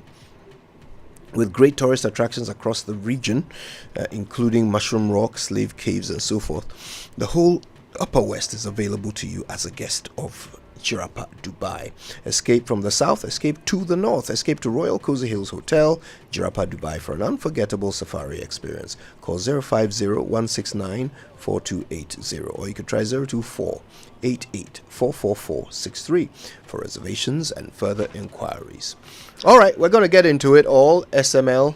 There's more, isn't there? Yes, I need to tell you some good news from the Chamber of Aquaculture Ghana. And its partners are cordially inviting all stakeholders in the aquaculture sector, prospective farmers, aquaculture businesses, and also the general public to the Aquaculture Ghana 2024 event from the 30th to the 31st of May 2024 at the World Trade Center in Accra. This is the largest aquaculture event in the Republic of Ghana under the auspices spokespersons of the Ministry of Fisheries and Aquaculture Development, Fisheries Commission, and also the Association of Ghana Industries. There will be fresh tilapia, says fresh one. Yeah. And the sampling of tilapia versus catfish meals. I choose catfish any day. Yeah, tilapia versus catfish at discount price, along with a photo competition during the exhibition. You know, they say that when the tilapia is young and fresh, it is tilapia. When it grows old and becomes dry, it is Kobe. Yes, indeed. Well, anyway, why do Ghanaians like rotten fish? Yeah, the flavor is different. It's rotten fish. No, it's dry fish. It's rotten fish. Dry fish. Let's agree to disagree. No. It's dry fish. There's a massive difference. We've drained everything out of it so that we can get the real ingredients without any difficulties. I know dried fish. It is not rotten. Have you smelled it? Kako. Difference. I beg to differ. You don't know kako. I wish this could be our SMS pool. We will try and deal with it sometime later. But I'm telling you that it is not Winston. Kobe, is it rotten fish or is dry fish? It's dry fish. Thank you so much for understanding. What part of it is dry? Every part of it is dry. It smells. No, you don't have the right one. You are talking about kako. A salted fish. Yes, salted, dried, yes. Seasoned. Salted, seasoned. Smelly. No. Rotten. Is the wrong one you've been consuming? Kobe doesn't smell. Yes. No. Yes, I think you are misconstruing it. Even kako, well, it doesn't smell. It depends on the preparation. Yes. It depends on the preparation. In the Ghanaian, when you are applying Ghanaian context to smell. Yes. Context is foul. The scent is not foul. It's a lovely one. Really? Yes. Can't you feel it when they put it in the stew or put it in the soup for you? You can be reported for pollution if you cook. Who is being polluted? If you cook Kobe in England. Oh, I see them taking it all over the place. Yes. Anyway, now entry to the conference. So if you want to decide this matter, which will be decided there, tilapia versus catfish. Yes. Now, entry to the conference and exhibition, which will take place between 9 a.m. and 4 p.m. in each of these days, is free. This event is sponsored by Ranan Fish Feed, Grand Aqua Fish Feed, Psycho Farms, Wish, Vibac, Trobo Farms Limited, and Giselle. For more information about tickets for the awards and dinner, can you believe that? Anyway, call Manuela on 050-413-0255 or send an email to event@aquacultureghana.com. Aquaculture Ghana 2024 stakeholder collaboration, a key to building resilient aquaculture industry. All right. Well, listen, we need to get into these conversations, so stay with us. A couple of messages, and then we'll get straight to it. There is time for everything, including exclusive breastfeeding by mothers, which starts within the first 30 minutes baby is born till the time the child is 6 months old. Grandma, Grandpa, husbands. Let's all come on board Good Life and insist that our child takes only breast milk for the first 6 months. No food, no water, no gripe water. Breast milk has all the nutrients the child needs to grow strong and healthy. So I ask, how is your good life? Remember that exclusive breastfeeding for 6 months is best for baby, and good growth starts with right nutrition at birth. Good Life, live it well. It's an everyday thing. Good Life from Ghana Health Service and partners with support from USAID.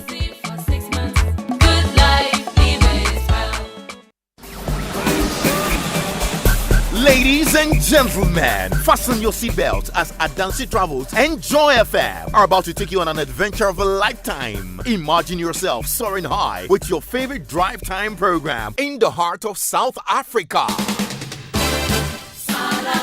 Starting from the 3rd of June, join me, Lexus Bill, and the Drive Time team as we dive into the soul of South Africa. Starting at an exclusive promo rate of $1,390, you get to choose your adventure. Whether it's the urban pulse of Joburg or the thrilling Sun City, we've got you covered. But wait, there's more. Be part of history and join us at the Legends and Legacy Ball at the Santin Convention Center, celebrating the iconic Yvonne Chaka Chaka. Call Adansi Travels now on 0595 500 817 or visit www.adansitravels.com to secure your spot. Remember, it's more than a journey. It's an experience that will stay with you forever. most action-packed breakfast show in town. The hottest music, the best giveaways, the great interviews, and all the laughter and fun you can imagine. Don't miss the Super Morning Show on Joy 99.7 FM. It's the best breakfast show in town. Malamu headmaster ya na ni suit ya na mse. Adi. Anye yedin ho agim. Ye win mpa won famen. Wala shatela ehye. Ahye je twemfonyin. Me ya comment ho. De donko onko social media na. Ya ka ho asama nna subiu. Nna subiu e de kwankran nkran. Nka hye no gwe hele. E de kwankran. Ni ye loosen. Big shouts to our disco friends.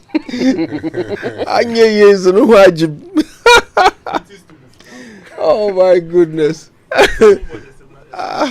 It's just hey, how can you not love Cape Coast? I mean, this the ya comment. Ya comment. What a term. But it actually means failure has taken over, right? Yes. I love it. Look. Oh dear. Raymond and Kojo. You know, we talked earlier about the non-payment of, funds. Yes. And people are sending messages. I'm not going to mention the names of the institutions. But someone says, Mr. Amwa, those of us who made investment at this place have not been paid for the past 4 years. It's a serious matter. This one says, this money issue. Let's go to the other message that says, for this money, good morning, for this money issue, only God that we are waiting upon. For 7 years, all our life savings is with this government. Nothing going on. So hard to believe that my own government is stealing from us poor workers and pensioners. That's Stephen at Circle. And there are more messages. Okay, this one says, Winston, another leg of the financial sector cleanup is that those of us who lost our jobs were to be paid severance package, but up to today, we have not received anything. So a lot of things are happening. Lots of things are happening. And, this one also says, help us to retrieve our investment at a particular financial institution. It's a challenge. That's the sad reality. No. It's something that perhaps we also, and you see, the issues compound. This is something we claim to have concluded way back before 2020. The financial sector reform, right? We claim to have done and dusted that. And yet, there are still people you have not paid. When you say you have spent 25 billion, when we raise the matter, they say, those are outstanding issues. Some of them are in court. We will fix them. But it's human beings you are talking about here. Yeah. Have you ever thought of how they would have survived? Because some of these people, they put their all in all. And they are not like people who have riches. They have several houses. They have investments elsewhere. They have bought and gotten all the other excess things. Some of them, because they wanted to be prudent in their later lives, because they could not rely on the paltry sum that will be coming from their so-called pension. That's why they made some of these investments. I know people who took the pension lump sum. Yes. And went to invest it. Yes. And now they can't get the money too. So they're having confused people. Look, I'll use my... Oh, come on. I'll use my experience, okay, at before the debt exchange. I mean, we're talking about the financial sector. Yeah. But I'll use my experience before the debt exchange. So... I went to this investment house and went to withdraw money. While I was withdrawing the money, I saw a lot of people in big places there. So I asked myself, what's happening? But then I also looked at the percentage that had been advertised on the company's website as the percentage, as a return on my investment. But when I calculated what I was getting, it was half what had been advertised. They had advertised 18.47%. Getting about 9. And I was getting about 9% of it. So then I said, why don't I just go and take all my money? Also because then I became suspicious. What could be happening? Because we had picked signals that the way we were going as a country, if we had to go for an IMF program, we might as well go and, engage in some debt exchange. And that's how come I took money. But just imagine, Raymond, if I had not taken my money, all that would have been lost in there. And I just can't, I don't know how I would have felt. When that man, who's on retirement, used all the money he got from the UN and invested it. Because he said, well, I am old. And since I wouldn't have any other stream of income now. And there are no buffers in our society to help out. Let me use this. So you don't get to walk to a bus and say, no, pick me up because I'm an old person, so I'm going for free. So he knew that, okay, then I'll get this amount of money. When I get this, so he has actually arranged that the maturity periods, at times he has to pay his ward's fees. That's true. Today, the man sat in front of me and was crying. There's an old person who's had to go and borrow money to pay his children's school fees. He's struggling. And they'll think you're irresponsible. Yes, they'll think that at your age, you should have planned better. That's the kind of nonsense you hear people say to you. But this is not out of poor planning. This is out of a system that colluded to deprive you of your funds. Yes. And they still keep saying out there, a very successful, financial sector reform, and that we are paid everybody we are supposed to pay. In fact, it brought us a debt of 25 billion. It's part of the reasons we are where we are today. Then ask yourself the question, which people got the 25 billion? Because the 25 billion is more than the amount of money that we are supposed to be having in that financial sector cleanup. So the rest of it, who did it go to? Sad. Anyway.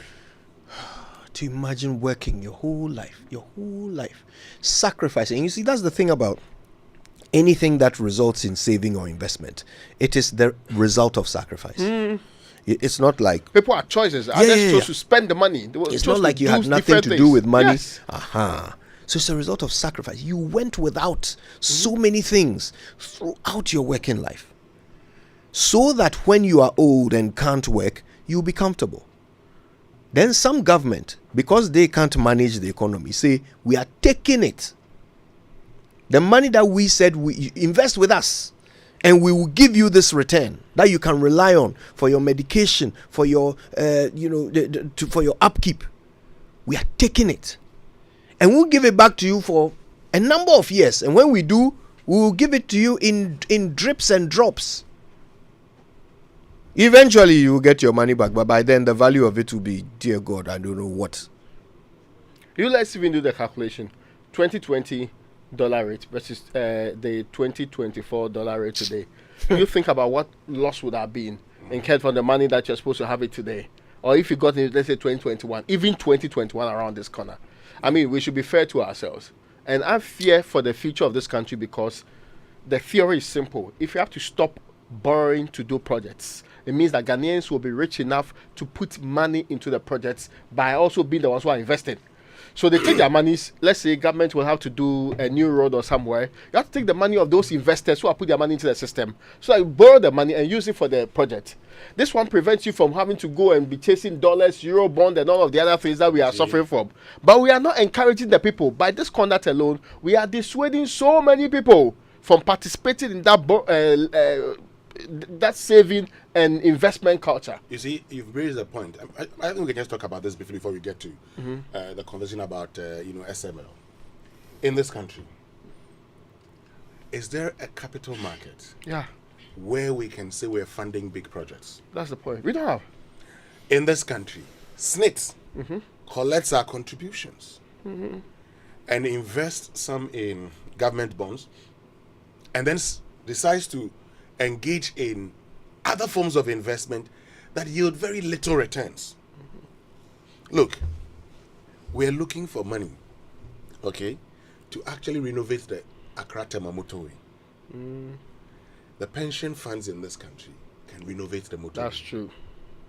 The pension funds. Or if you have a local, what they call capital market, properly built, yes, would have asked that go and actually borrow from that capital market, use it to do so that Ghanaians will be the ones owning the project. Then we will pay them back with the tolls and everything is required. Exactly. This one takes out that we have gone to take some dollar from somebody at what rate we don't know. Sometimes very exorbitant ones. Rating agencies being on our neck every time and chasing us over these monies. Raymond, and what saddens me in all of this? So, I was doing a program at the Institute of Local Government Studies, MSc in Local Economic Development.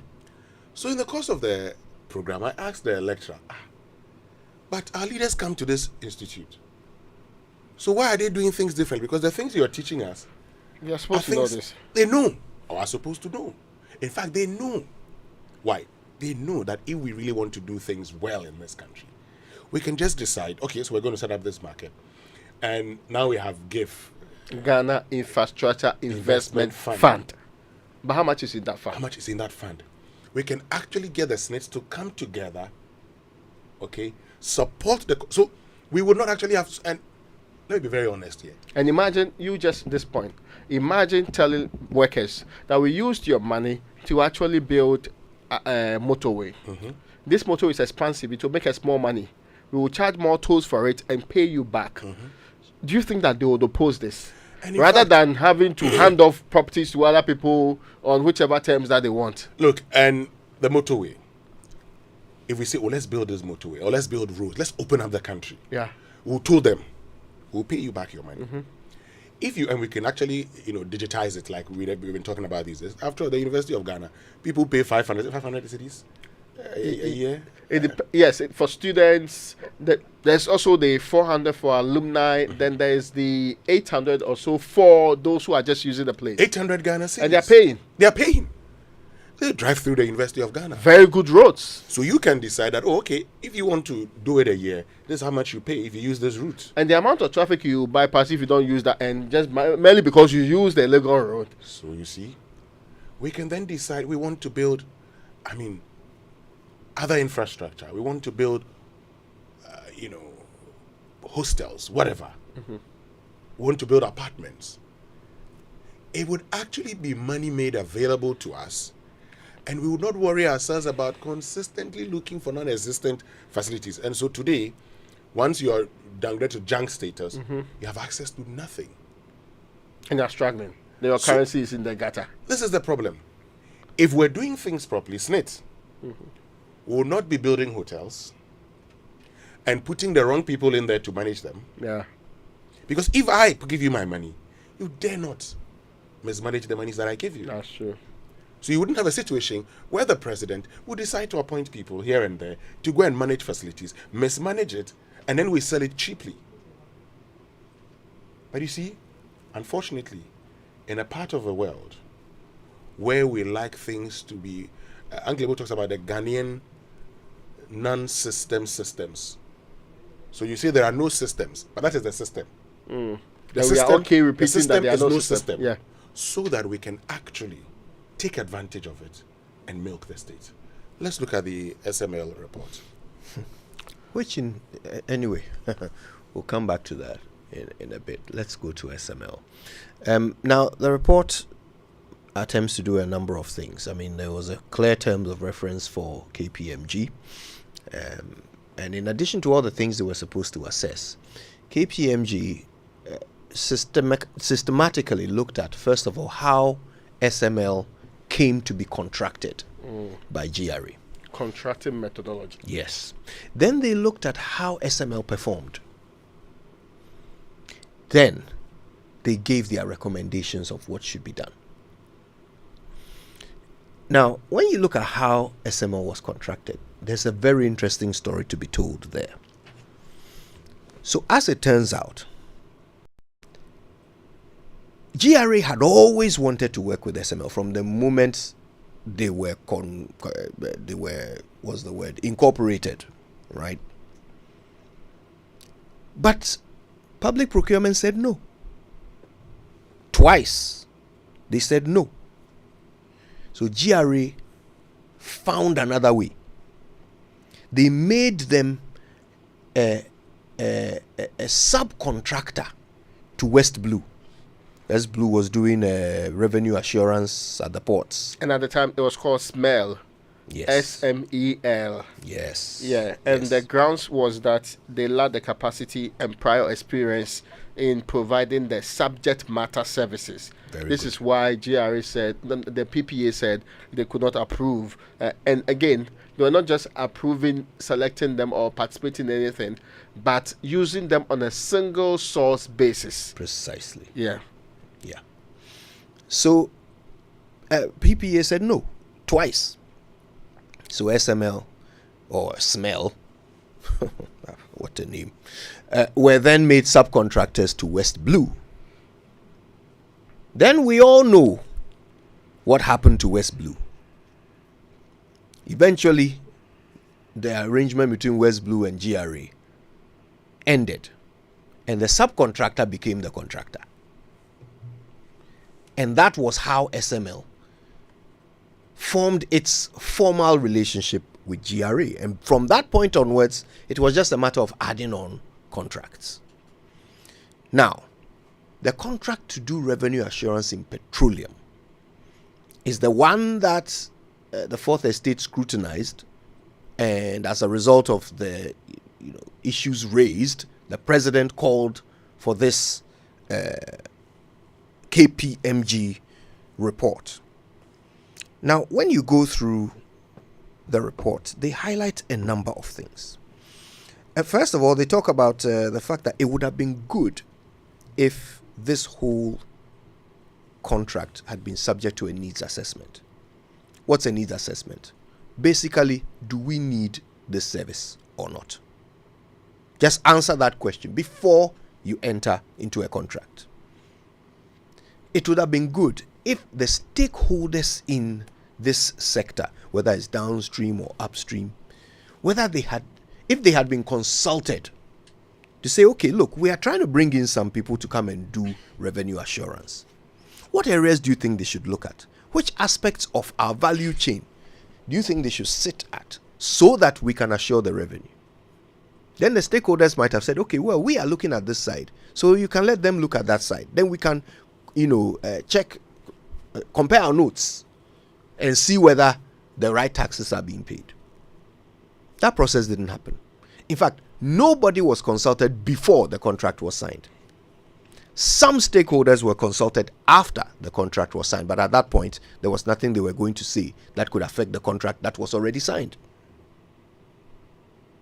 So, long story short, SML became the contractor for revenue assurance in the petroleum sector without anybody checking to see whether what they are coming to do was needed or not.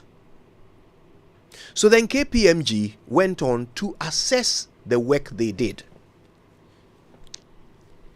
and see whether they delivered according to what they were contracted to do. Raymond.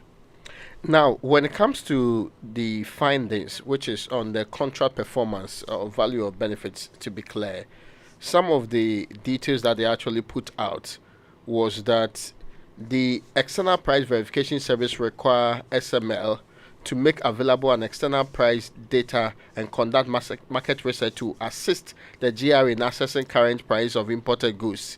SML claimed to have granted CTSB access for the transaction value assessment and stationed 2 officers there. Now it moves on to say, based on the analysis above, we noted that SML delivered partially on the service requirements, and the service here provided TVAS system training for current TCSB officials, and in December 2023 delivered computers to aid GRA's external price verification activities. Given the observations above, GRA may not have obtained all the expected benefits from the contract, and this is talking directly about the one to do with external price verification service in contract 3 and 4. Now, when it comes to transaction audit services in contract 1 and 4, which is January 2019 to 2024, the report says that we noted that GRA did not institute monitoring and evaluation processes to assess the performance of the service and hold its personnel and SML accountable for non-performance. Based on the analysis above, they note that SML delivered partially on the services requirement, given the observations above. Indeed, it says here again, GRA may not have obtained all of the expected benefits from this service. That is what it says when it comes to contract performance and specifically external price verification. Now, when it comes to measurement audit for the downstream petroleum, which is contract 5, period from the 3rd of October 2019 to the 2nd of January 2024. For the development and the implementation of an electronic metering management system, it says here, SMS has performed this obligation as they deployed the EMMS for 24 depots, except Central Oil Refinery, which was recently commissioned, and Old Bauxite Jetty, which has been classified as not secure by GRA. In the case of measuring, monitoring, and digitalizing the entire delivery chain, it says here SML has partially performed the obligation, as SML is currently measuring and monitoring petroleum liftings with the flow meters in 16 out of the 26 depots per the data reviewed. It says again, in addition, SML has deployed staff in 24 depots to scan the weigh bills. However, SML does not measure and monitor residual fuel oil, RFO, because of its high temperature and viscosity. The next one is the identification of quantities of petroleum products delivered to the bulk distribution companies, their depots per day or month, and report on same to GRA on a daily and a monthly basis. The performance rating is that SML has partially performed this obligation, as although SML has flow meters on the inlet pipes, the measurement and readings are not reliable due to the apparent use of water to either cleanse the pipelines or drive the delivery of products as is delivered to the depots. As a workaround, SML has begun the installation of automatic tank gauges to continuously monitor volumes delivered and stored in the tanks. It also says that SML has deployed ATGs in 5 out of the 26, and says the installation was ongoing until the time of the suspension of the service. The next one is about the parties agreeing that the terms and conditions of the contract be subjected to an independent value for money assessment at any time given during the pendency of the agreement. In 2021, this is the performance rating. GRA requested Ministry of Finance to conduct the value for money assessment and subsequently furnish the Ministry of Finance with the information needed to facilitate the exercise. However, the independent value for money assessment was not performed for the period of the contracts. The very last assessment under this contract of performance rating, which is the measurement audit for downstream petroleum, is both parties agreed to review the performance of SML and its technology systems no later than 30 days after the first 2 years period for the effective date of the contract. This is what KPMG says. GRA did not perform this obligation under the contracts. So, Kojo, when it comes to the summary of findings specifically related to the measurement audit for downstream petroleum, this is what it says. Value contribution from SML. In fact, the report says in determining the value GRA derived from SML, they assess the value from the 3 perspectives. 1, quantitative increment in volumes lifted and reported to GRA. 2, incremental tax revenue. And 3, qualitative benefits. Let's start with the quantitative one. It says, based on our analysis, we determined an incremental volume of 1.7 billion liters for the period of May 1, 2020 to December 31, 2023, amounting to 38.6 liters per month. Then when it comes to incremental tax revenue, it says here, we determined an incremental tax revenue of 2.45 billion Ghana cedi for the period of 1st May 2020 to 31st December 2023. This works out to approximately 55.68 million cedis per month. The net fee, into bracket, net of taxes, paid to SML for the same period was 720 million. Monthly average of 16.36 million, which constitutes 29.1% of the incremental tax revenue. When it comes to qualitative benefits, SML conducts 24/7 electronic real-time monitoring of the outflow and partial monitoring of inflows of petroleum products at depots where SML had its flow meters and ATGs installed and operationalized. This ensures the movement of petroleum products outside the depots can be identified and accounted for, and also serves as a deterrent for under-declaration. Now, SML conducts 6 levels of reconciliation to identify avenues that may cause revenue losses, and these are noted as 1. SML readings versus petroleum volumes lifted. 1. SML volumes versus weigh bill, purchase orders, and the ones. For outflows, SML has installed at 24 out of the 26 depots which should serve as an alternative source for GRA to be able to determine this. Now, it also says here that SML scanning and storing of approved way bills from the 1st of February 2024 serves as a digital archive for GRA for easy retrieval of approved way bills. This is an improvement of GRA's existing process where approved way bills were stored in sacks and at its, fiscal archive location. That's what it says on that. And maybe the last comment on for outflows, SML has installed 24 out of 26, which is an alternative source of GRA to determine quantities of petroleum products lifted. Distinct from the volumes recorded by the NPA and the GRA in the ERDMS and the ICAMS respectively. Now, as of December 31, 2023, SML had flow meter readings for 16 out of 24 depots, representing 76% of the total of petroleum products that have been lifted. So, Kojo, you want me to move to the other issue to do with the measurement of audit for downstream petroleum? We'll come to that. Yes. I think we should perhaps bring in Manasseh Azuri Awuni at this point. He, of course, is a freelance investigative journalist, currently a journalism fellow at Harvard University. He joins us via Zoom.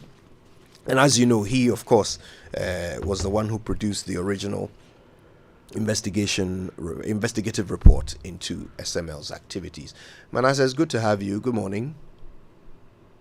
Good morning, Kojo. I'm happy to join you. Yeah, I know it's very early where you are, so we appreciate your time. Well, full report is out. First of all, how does it compare to the president's summarized version that was shared earlier? Well, Kojo, it really looks worse than what the president's version or summarized version portrayed. And I suspected so because with the experience of the JIDA report of 2013, I expected the actual report to be worse. And that is what it actually is. Okay, I'm sure you have some specifics to illustrate. Yes, if you look at the report, it gives detail about the very beginning of the contract. We were not very sure why the PPA would deny this company the approval. And as we proved in our documentary, the company didn't have any prior experience, and PPA said it lacked the capacity to do this work. And this report also throws more light on the accuracy of the meters that the company was using. And I think it is always and only proper that we explain to the audience who have not visited these depots that the company takes readings, that's SML. It has its ultrasonic, ultrasound flow meters, and these meters take readings. And if you watch the documentary, the SML engineers said that their meters did not take readings that were as accurate as the existing ones. And if you look at the explanation you're trying to give or all the technicalities, what it means is that SML's meters are outside of the pipe or the pipelines, and then the meters at the loading gantry, they are able to measure the exact amount of petroleum product that is consumed or lifted. And it is these readings that the GRA uses. And so the report mentions somewhere that the SML readings were not reliable, and then GRA did not use them. You also hear about these so-called weigh bills that were stored in sacks. The simple question I asked the GRA officials we went with was that you generate these weigh bills. GRA workers are at all the depots. They do all the work. They take the weigh bills. They generate them. So I asked, can't you scan these weigh bills if you were given these computers? And they said, well, scanning of weigh bills isn't any difficult thing. So it's like Joy FM, maybe your marketing department. you generate receipts. Then instead of scanning your own receipts, you give the receipt to another company to scan for you, so that if you want to make comparison in the future, you use the scanned one. And this isn't any difficult thing to do. So the report, even as bad as it is, also has some little issues that people need to understand. And of course, when you talk about the liftings, the documentary we did mentioned the two ways that revenue in the sector grows. And this revenue they are talking about is the tax you and I pay when we go to buy fuel at any filling station across the country. As the years go by, the volumes increase. And when they introduce new taxes and increase the rates of taxes, then the revenue also goes up. And so it is very, very inaccurate for anybody to say that SML, whose readings were even not used by the GRA to collect taxes, is responsible for the growth in revenue figures. If we stop this SML contract today, in 2027, GRA will come out to tell us that the amount of taxes they collect from the downstream petroleum sector this year will be less than what they will collect in 2027. More people will buy cars, more people will consume fuel products, the taxes, rates of taxes are likely to go out. And it is a simple reason that GRA's target every year keeps going up, because businesses grow, volumes grow. And so the details appear to point these facts out. Manasseh, the KPMG report actually seeks to determine which percentage of the growth can be attributed to SML and which percentage is attributed to just natural other causes, right? And by the KPMG's assessment, there is a calculation of how much of the growth, the year-on-year growth, was down to SML's monitoring. They've calculated. No, I'm not sure they made that categorical statement. Maybe if you read it. Well, they actually, Manasseh, they indicate the SML's involvement. They say involvement. So, for instance, if you look at the executive summary, page 28, it says, yes. Based on the analysis using the ESLA reported liftings as pre-SML average in the table above, the incremental reported volume that is attributable to the involvement of SML is determined as 1.7 billion liters for the period. This works out to a monthly average of 38.6 million liters per month. So the incremental revenue that is attributable to the involvement of SML is 2.45 billion for the period, and the fee of 720 million paid to SML for the same period constitutes 29.41% of the incremental tax revenue. Okay. If you're talking about SML's involvement, if they just say SML's within the period SML operated, that might absorb them. But if you say SML's involvement, exactly what did SML do? We have within the period, we have the ERDMS, which has been introduced since 2018 to ensure that every order is placed on the platform. If you owe, you are logged out, and then whatever volume that is lifted is recorded on the platform and it is transferred to the ICOMs. This is the ERDMS that exists at the MPA. Then we have Rock Africa. Then we also have a Nationwide Technologies Limited. And these are companies and many others that are checking diversion, under declaration, and dilution of petroleum products.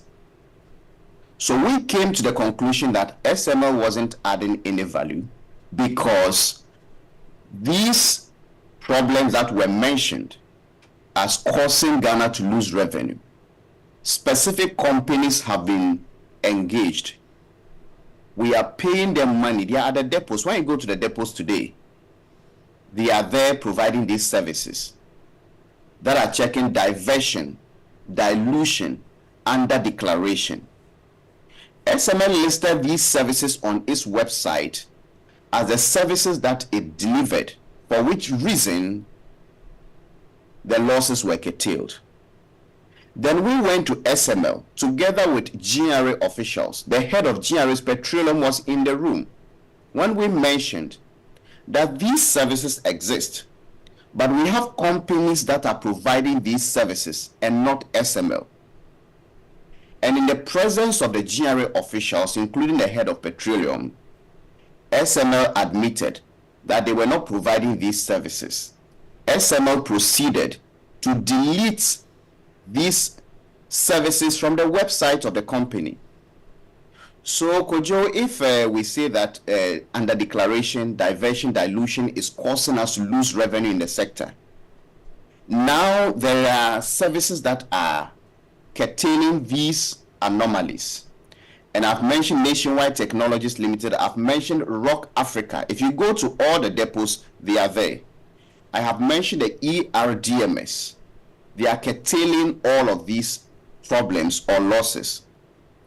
SML also claims to be curtailing these losses or curbing these anomalies. We confront SML, and if you look at the documentary, it is there. We are not making a claim. SML openly said they were not providing these services. So it isn't only one company that is working. Besides, there are officials of the Customs Division of the Ghana Revenue Authority at every depot working day and night to save the losses of the past. So what this report has failed to say and cannot say is how SML kept these or helped to improve revenue. When even the measurement SML takes, those measurements are not used for tax purposes. So the question we should be asking KPMG is, how can you attribute the growth to SML? Because there are many companies that are doing these services. And the question, a simple question I have not heard SML answer is whether they are checking diversion, whether they are checking dilution, whether they are checking under declaration or under reporting. We are losing revenue through these anomalies. The company that is being credited with the success is not performing any of these. So what problem is SML solving? So Manasseh, page 22, if you look at paragraphs 3C, the qualitative benefits, KPMG says, for instance, for outflows, SML has installed flow meters at 24 out of the 26 depots, which serves as an alternate source for GRA to be able to determine quantities of petroleum products lifted at these locations, distinct from the volumes recorded by MPA and DRA in ERDMS and ICOMS, respectively. As of 31st December 2023, SML had flow meter readings in 16 out of the 24 depots, representing 76% of total petroleum products lifted. Again, together with the GRA officials, we were at SML. And the GRA officials said that these figures SML churns out from these readings are problematic. Why are they problematic?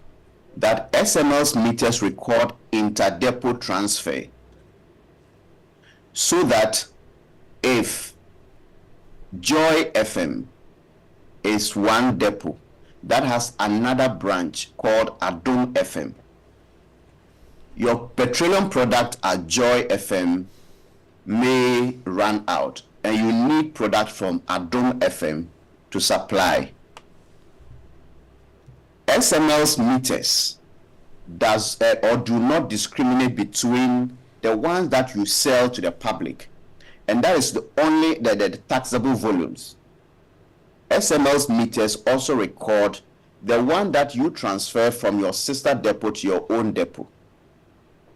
So when they put these figures together and say, okay, this is how much has gone out, it comes to the GRA, and the GRA says, no, the only volumes we can use for tax purposes are those that are lifted for consumption in the markets. It is the reason GRA officials told us that they used to have problems or pressure from the Ministry of Finance with claims that their figures were lower than the actual liftings, but they investigated and realized that SML's meters indiscriminately recorded everything that goes through the pipelines, including the inter-depot transfers. And because of this, they couldn't use SML's readings. So apart from the less accuracy, they are less accurate than the meters that are used at the loading gantries, and they also just record inter-depot transfers. So for these reasons, they are not using those figures. The question is, when SML's operations were suspended for 4 months, what was lost? The same readings that were used to calculate taxes are the same readings that continued and continue today. Right. And they don't only rely on these readings, they are also GRA officials at every depot and these officials ensure that whatever goes through the ERDMS is eventually printed out, and that's the way bills and everything.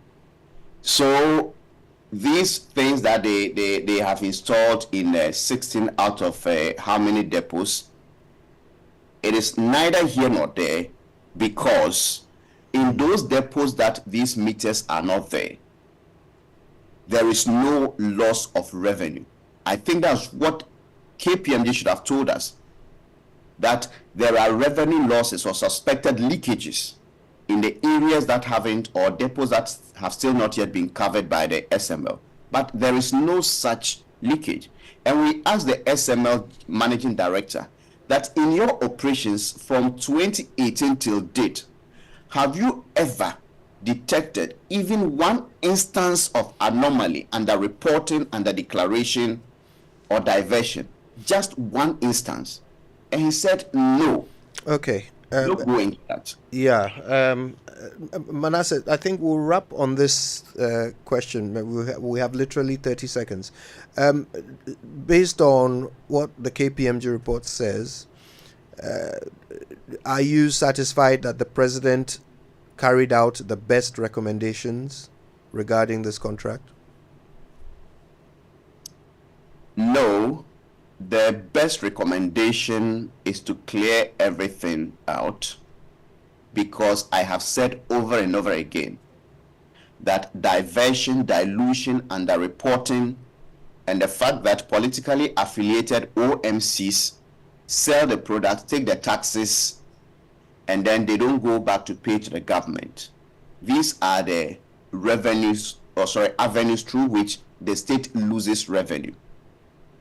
As we speak from this report, I'm yet to hear anywhere that SML, they came in and they are tackling this particular problem. That is not there. Okay. So the best thing to do is to clear out this deal. It is just like the revenue assurance in the telco sector. Suba, Kelny GVG, and all those things. Nobody has been able to tell us that this is what they are doing. Yeah. Or this is how they are saving the state money. So I am not impressed about the fact that they are still trying to keep aspects of this contract. Okay. All right. I want to say a big thank you to you. I guess you can go back to sleep now, Manasseh. Manasseh Azura Winnie speaking to us from all the way out in the United States. But of course, Manasseh was behind the investigation that sparked the president's commissioning of KPMG to look into the SML contract. Let's take some messages from our partners. We'll be back after these. December is just around the corner and our nation stands at a crossroads. Will we continue down the same path or will we forge a new one together? The choice is ours, but we need every voice to be heard. That is why the New Force is investing time and resources to educate and encourage everyone about the voters ID card registration. To all of you out there unsure if your vote matters, your voice matters. Your vote is your power and your opportunity to shape the future of our motherland. Don't let others decide for you. Don't stay silent. Get up, get out there and get your voter's ID card today. Make sure you are ready to make a difference when the time comes. Don't delay. Act now. From the 7th to the 27th of May and on the 30th of May, you can replace all missing ID cards. Every vote counts. Your vote, your destiny. A message from Nana Kwame Bediako and the New Force. Let me tell you about My King. Always looking out for the family and making sure we have the protection we need. Mine has been caring for our family from generation to generation. Let me tell you, mine makes sure I smile always. Mine makes sure we save money. Abba, these women are at it again. Is it your husband you are speaking so highly of? Oh no, we are talking about the new Pepsodent 200 grams. It's the Pepsodent Kokroko promo. This is the Pepsodent 175 grams you have always loved. Now with an additional 25 grams free for cavity protection and 10 times stronger teeth for your entire family. Grab yours now. This advert is FDA approved. For 15 years, Quick Credit has been your trusted partner in micro-lending, empowering lives and making dreams a reality. Today, we're excited to announce a new age. Quick Credit is now Bills Microcredit. Still committed to serving Ghanaians and changing lives, Bills is here to show you that everything is possible. Join us as we embrace a brighter future. Bills, financing your needs. It's here again. Your heroes, our heroes, the impact makers in our communities. For the finalist recognition and award, here is your verdict per your nomination. From the Eastern Regional town of Noka, we have Eunice Esiedua Ejepong for her impact on education and volunteerism. The people of Donkokrom, Afram Plains, and Salt Pond also nominated Dr. Kwame Sakwa Edu for his immense contribution to rural livelihood empowerment. We also have Reverend Sister Jacinta Ikwiakwachiwa Osei for her selflessness in sustaining and promoting community welfare in Achim Aprade, also in the Eastern region. Andrew Ejanim Boateng won the hearts of people in Sampa in the Buna region for his contribution to education and ICT. For women's empowerment and girl child education in Tamale, Rhoda Kadwa Wedam etches her name in the history of the northern region. In the Greater Accra region, we have Nicholas Kofi of Medina for education and social welfare. Gloria Ladi Adakrugu is hailed by the people of Inyinem in the eastern region for her outstanding care and passion for education among children of school-going age. Joseph Maujom receives loud applause also in the eastern region for providing safe water to deal, among others, with water, sanitation, and hygiene-related matters. And last but not least, we have Dr. Joel Dua Afi from Kukwom in the Asunafo district of the Ahafo region. Join us live on Joy News and Joy 99.7 FM as we celebrate these extraordinary individuals. Joy News Impact Makers Awards 2024 is brought to you by Madan Foundation, Gold Key Properties Limited, DBS Industries, and First National Bank.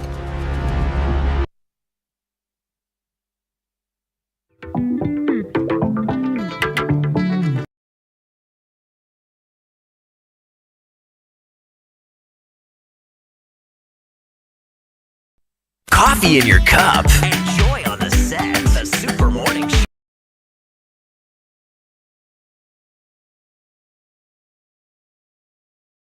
Back, and thank you very much for staying with us here on the Super Morning Show on Joy 99.7 FM. And our friends from Wesley Grammar Old Students Association, West Gosa 94-year group. Now, they've joined us in studio.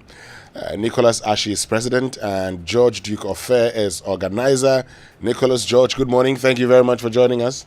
Good morning and thank you. I believe you're all doing very well. We thank God. It's been what, 30 years since you completed school? 30 solid years. Wow, that's a long time. Now we are old men. But look, we know you have a legacy project for your school. Before we get into the legacy project and all of that, just tell me a bit about just a short history of your school, Wesley Grammar School. Yeah, okay, thank you. Wesley Grammar School is a school that was built first as a boys' school. In 1956. Okay. And it was known as Wesley Boys School. And later was changed to Wesley Grammar School. And that was then come to be a mixed school. Oh, okay. Boys and girls. It's sited in the Ablekuma North Municipal. And it's a Methodist school. Sure. It's a Methodist school that was founded by Mr. Robert Dodu, Reverend J.H. Aldo, and Mr. E. Bennett Colley. Okay. Yeah, the school is overseen by the Ghana Education Service, and it's currently headed by Mrs. Barbara Tichua Thompson. Okay. She's the current headmistress, and luckily she's part of that one. Great, interesting. And so I know that you finished school in 1994, but as a group, I mean, how long has your year group been in existence? We've been around for about 10 years now. Okay. The group actually started upon the demise of a mate, a very strong mate, who we all call Bubu Stone. Bubu Stone. I remember when we went to school, a mate of mine, he punished me. Oh. He looked older than I did. Ah, okay. So kneel down here, do this, do that. Then you realized he was your mate? After the first time. After the first time? That guy was wicked. Me, I did it to my mates. They realized after 1 week. Can you imagine? Yes. So upon the demands of the mate, we thought it wise to come together, to put our heads together to start an association. So we are, I think, the 4th executive that has taken over the reins of the administration. Okay. So we started 10 years ago. I see. All right. So you're 30 years, and I know you have a legacy project. What is it that you intend to do for your alma mater? Wow. If you can look at the entrance of our school, Wesley Grammar School. Today, we are in Japan doing robotics and how do you call that other one? Stenovation. But if you come to the entrance of the school, it is not something that is nice. It's appalling. People get admission when they get close to the school. They say, this school there, and they go back. They try and change to attend other schools. We want to uplift the image of the school using the entrance. Now the headmistress has started something. She's planting trees, doing some fine layout in the school. When the entrance is added, at least it will appeal to people. Now they will rush. For admission for the school. That's what we want to do for our school. Okay. So tell us how much that is going to cost you and how you intend to raise these funds. The project is estimated to 400,000 Ghana cedis. 400,000 Ghana cedis. How are you going to get that money?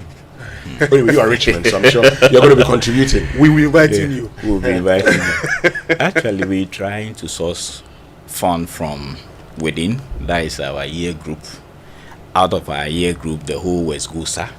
Then out of Wesley Grammar to all meaning Ghanaians who would have liked to go with us on that course to change the edifice of the entrance. And so far has been the fundraising? To add to what he said, before I answer the question, on Saturday, the 1st of June, we are organizing a breakfast and fundraising meeting. We are inviting you and all well-meaning old students of Wesley Grammar School, including any Ghanaian who is ready to support. We have people who have attended the school and they are where they are today.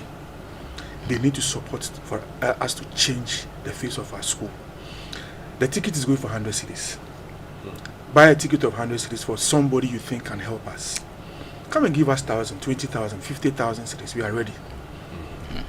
This is how one of the means we want to raise the funds. We have levied ourselves. Some people are paying more, and so everybody, including Winston, please, I'll give you a ticket before I go. No problem.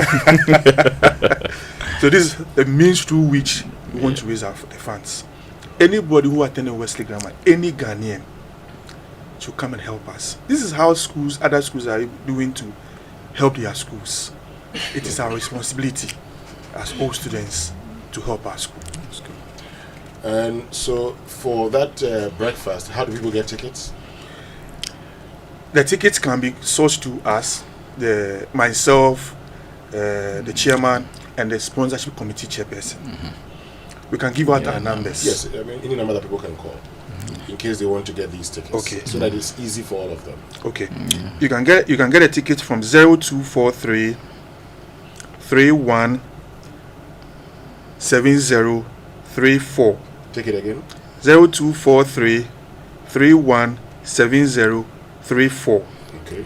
The other number numbers are 050 69 75 723. 050 69 75 723. And lastly 0249 86 7042. Thank you very much. Then we also have the bank accounts. If somebody wants to make a donation straight to our bank, we have the bank accounts. If I can mention that one, ADB PLC with the number 106 1010 1535 88901. Yeah, if maybe you want the branch is rich. Okay. What's the account name? The account name is Westgosa 94. Okay, that even makes it easier. Westgosa 94. Yeah. Once you get to ADB, and you say you want Westgosa 94. It's easy. In the advent of technology, mobile money is also available with the same name, Westgosa 94. 0248 947471. 0248 947471. Mobile money, it is very simple. Nice one. But can you tell us about the activities you'll be having this year? Yeah, we have series of activities. There's the third one. That is the breakfast and fundraising meeting. It will be followed by tree planting. Then we have a special German night that will be going on. German night special. Go back to school days. You raise morale.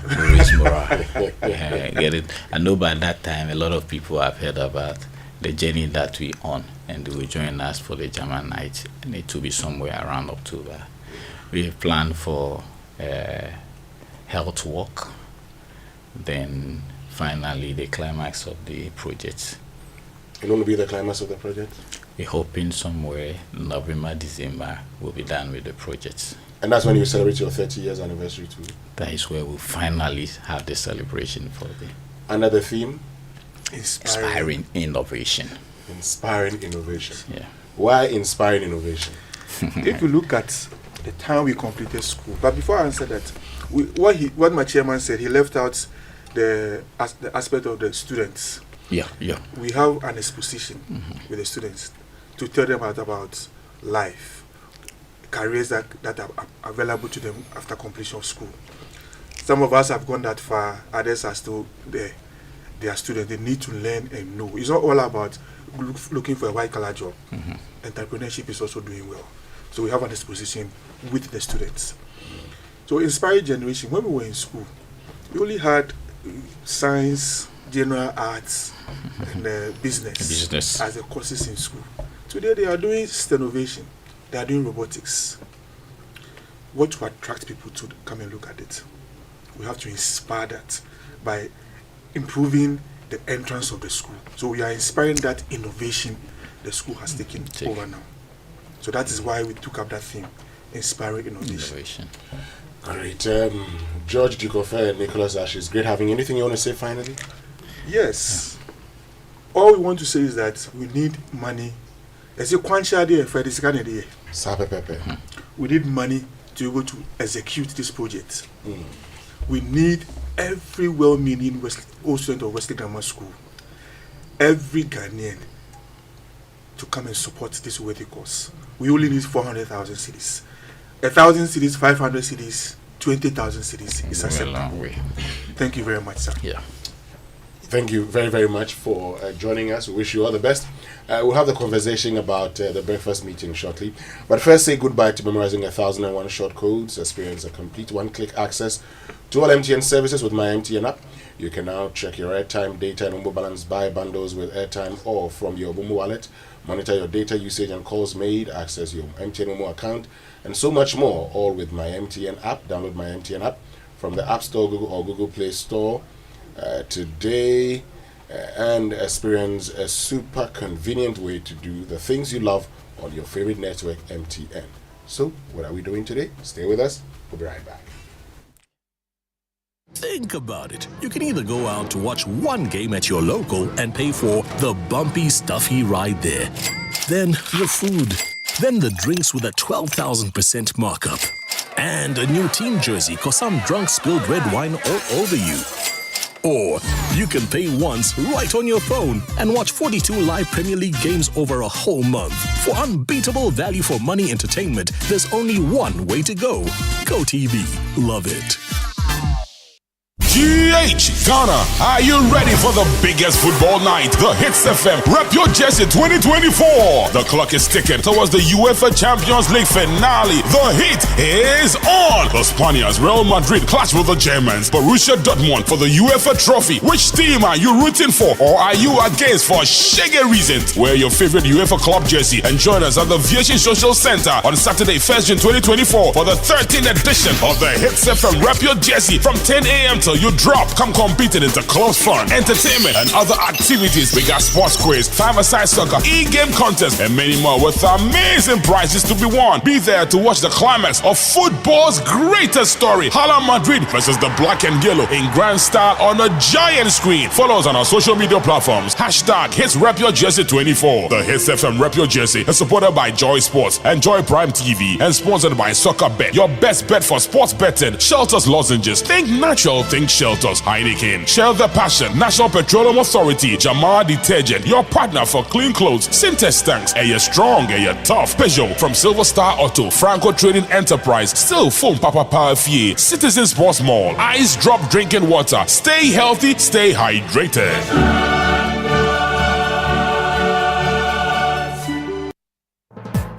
From the producers of The Gods Are Not to Blame comes another theatrical marvel. A deformity. It's a deformity. In honor of Professor Martin Owusu, dive deep into the heart of Ghanaian theater as Image Bureau, in partnership with April Communications and the National Theater, presents The Legend of Akusika. That orphan who killed her mother and destroyed her own father. Live at the National Theater on June 1st, 2nd, 8th, and 9th at 4 p.m. and 8 p.m. each day. Tickets selling now at 200 cities only at imagebureaugh.com or dial *714 *11 *21 #. The Legend of Akusika, supported by the Ghana Tourism Authority, Knee Plans, Car Rentals, MGL Logistics, IPMC, Joy FM, and proudly brought to you by Stanbic Bank, Telecel, and the National Lottery Authority. The Legend of Akusika.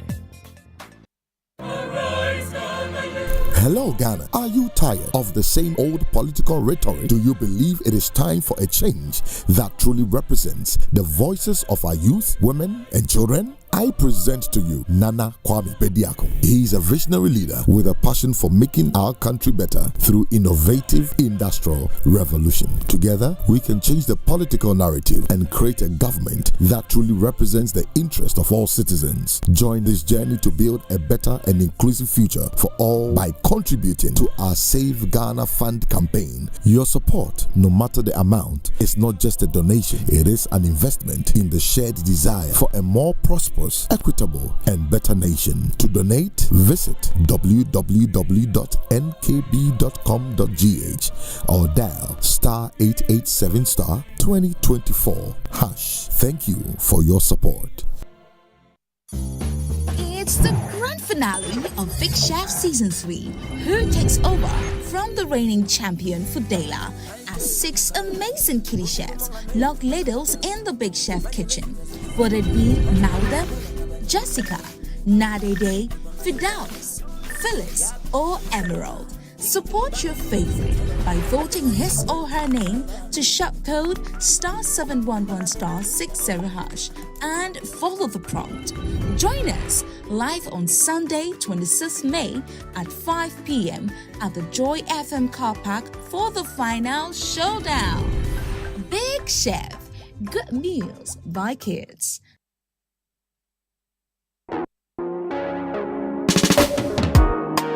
Coffee in your cup. Enjoy on the set. The Super Morning Show is always the best bet on Joy 99.7 FM.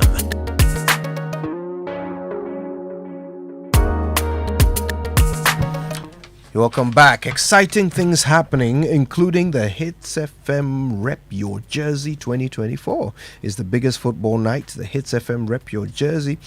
And the clock is ticking. Look, so which team is going to make the finals this year? You know, we do this in alignment with the UEFA Champions League finale. So who's going to lift the ultimate trophy? Who's going to seize the glory? Wear your favorite club jersey and join us at the Aviation Social Center on Saturday, the 1st of June for the 13th edition of the Hits FM Rep Your Jersey from 10 a.m. until you drop. There will be loads of fun, excitement, entertainment, and activities. So that's sports quizzes, 5-a-side soccer, e-game contest, and so much more, with amazing prizes to be won. You don't want to miss the climax of football's greatest story in grand style on giant screen. Follow them on social media platforms. #HitsRepYourJersey24. The your is spelled UR, okay? The Hits FM Rep Your Jersey is supported by Joy Sports and Joy Prime TV and sponsored by SoccerBet, your best bet for sports betting, Heineken, Share the Passion, National Petroleum Authority, Jama Soap, your partner for clean clothes, Syntex Tank, a strong, a tough, Franco Trading Enterprise, Steel Phone Papa Fie, Peugeot from Silver Star Auto, and Citizens Sports Mall. So as we approach a crucial moment in our nation's history, it's time for all of us to stand up and make our voices heard. Are you ready to be part of shaping our future? Now, have you found yourself frustrated with the state of affairs in our country? Do you long for change, for progress, for a better tomorrow? Well, guess what? Change starts with you. But wait, are you missing something essential for this change to happen? Yes, I'm talking about your voter card. If you've lost it or never had one, now is the time to act. Don't let others decide for you. Don't stay silent, okay? So get out there and get your voter ID card today. Make sure that you're ready to make a difference when time comes.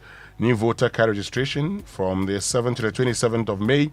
And on 30th May, you can get your missing voter's ID card replaced at the EC district offices. Don't miss this moment because this is your time to be heard. The future of our nation is in your hands. Don't delay, act now. For support and inquiries, call 0531 1081 or visit at the New Force GH. And there's a message from the New Force. Now, in a land where dreams are often cradled in the arms of hope, there exists a league of unsung heroes. They are the silent architects of our change. The torchbearers who illuminate paths where once there was only darkness. These are the change makers who sculpt the future of our nation, stitch by stitch. Unknown to them, their acts of selflessness, they have resonated across the land, stirring the hearts of many and sparking a movement of recognition and celebration. And I'm talking here about the Joy News Impact Makers Awards 2024. Indeed, Joy News, with support from the McDown Foundation, brings you the Joy News Impact Makers Awards 2024. Wonderful people who are not publicity hungry, who do wonderful work in corners of this country that mostly people do not go to them to check out. You, the people of this republic, have recommended them. You have seen their good work and you have brought them to the fore. And we have to necessarily project their good work to the masses. Let them see that there are people who are not necessarily celebrities or government officials or big people in this country, but doing great work, excellent work, putting their hearts into the work in ways that everybody would appreciate. And that is what this Joy News Impact Makers Awards is about. Join us in our quest to spotlight and honor those steadfast warriors who are remolding the destinies of our communities and our nation. The Joy News Impact Makers Awards is celebrating ordinary people making extraordinary impacts. The Joy News Impact Makers Awards is proudly brought to you by DBS Industries Limited. We truly are your roof experts. Gold Key Properties, building prestige since 1997. First National Bank, how can we help you? And the McDown Foundation, building a better community. Joy News, independent, fearless, credible. I wanted to propose you, but you say you don't qualify.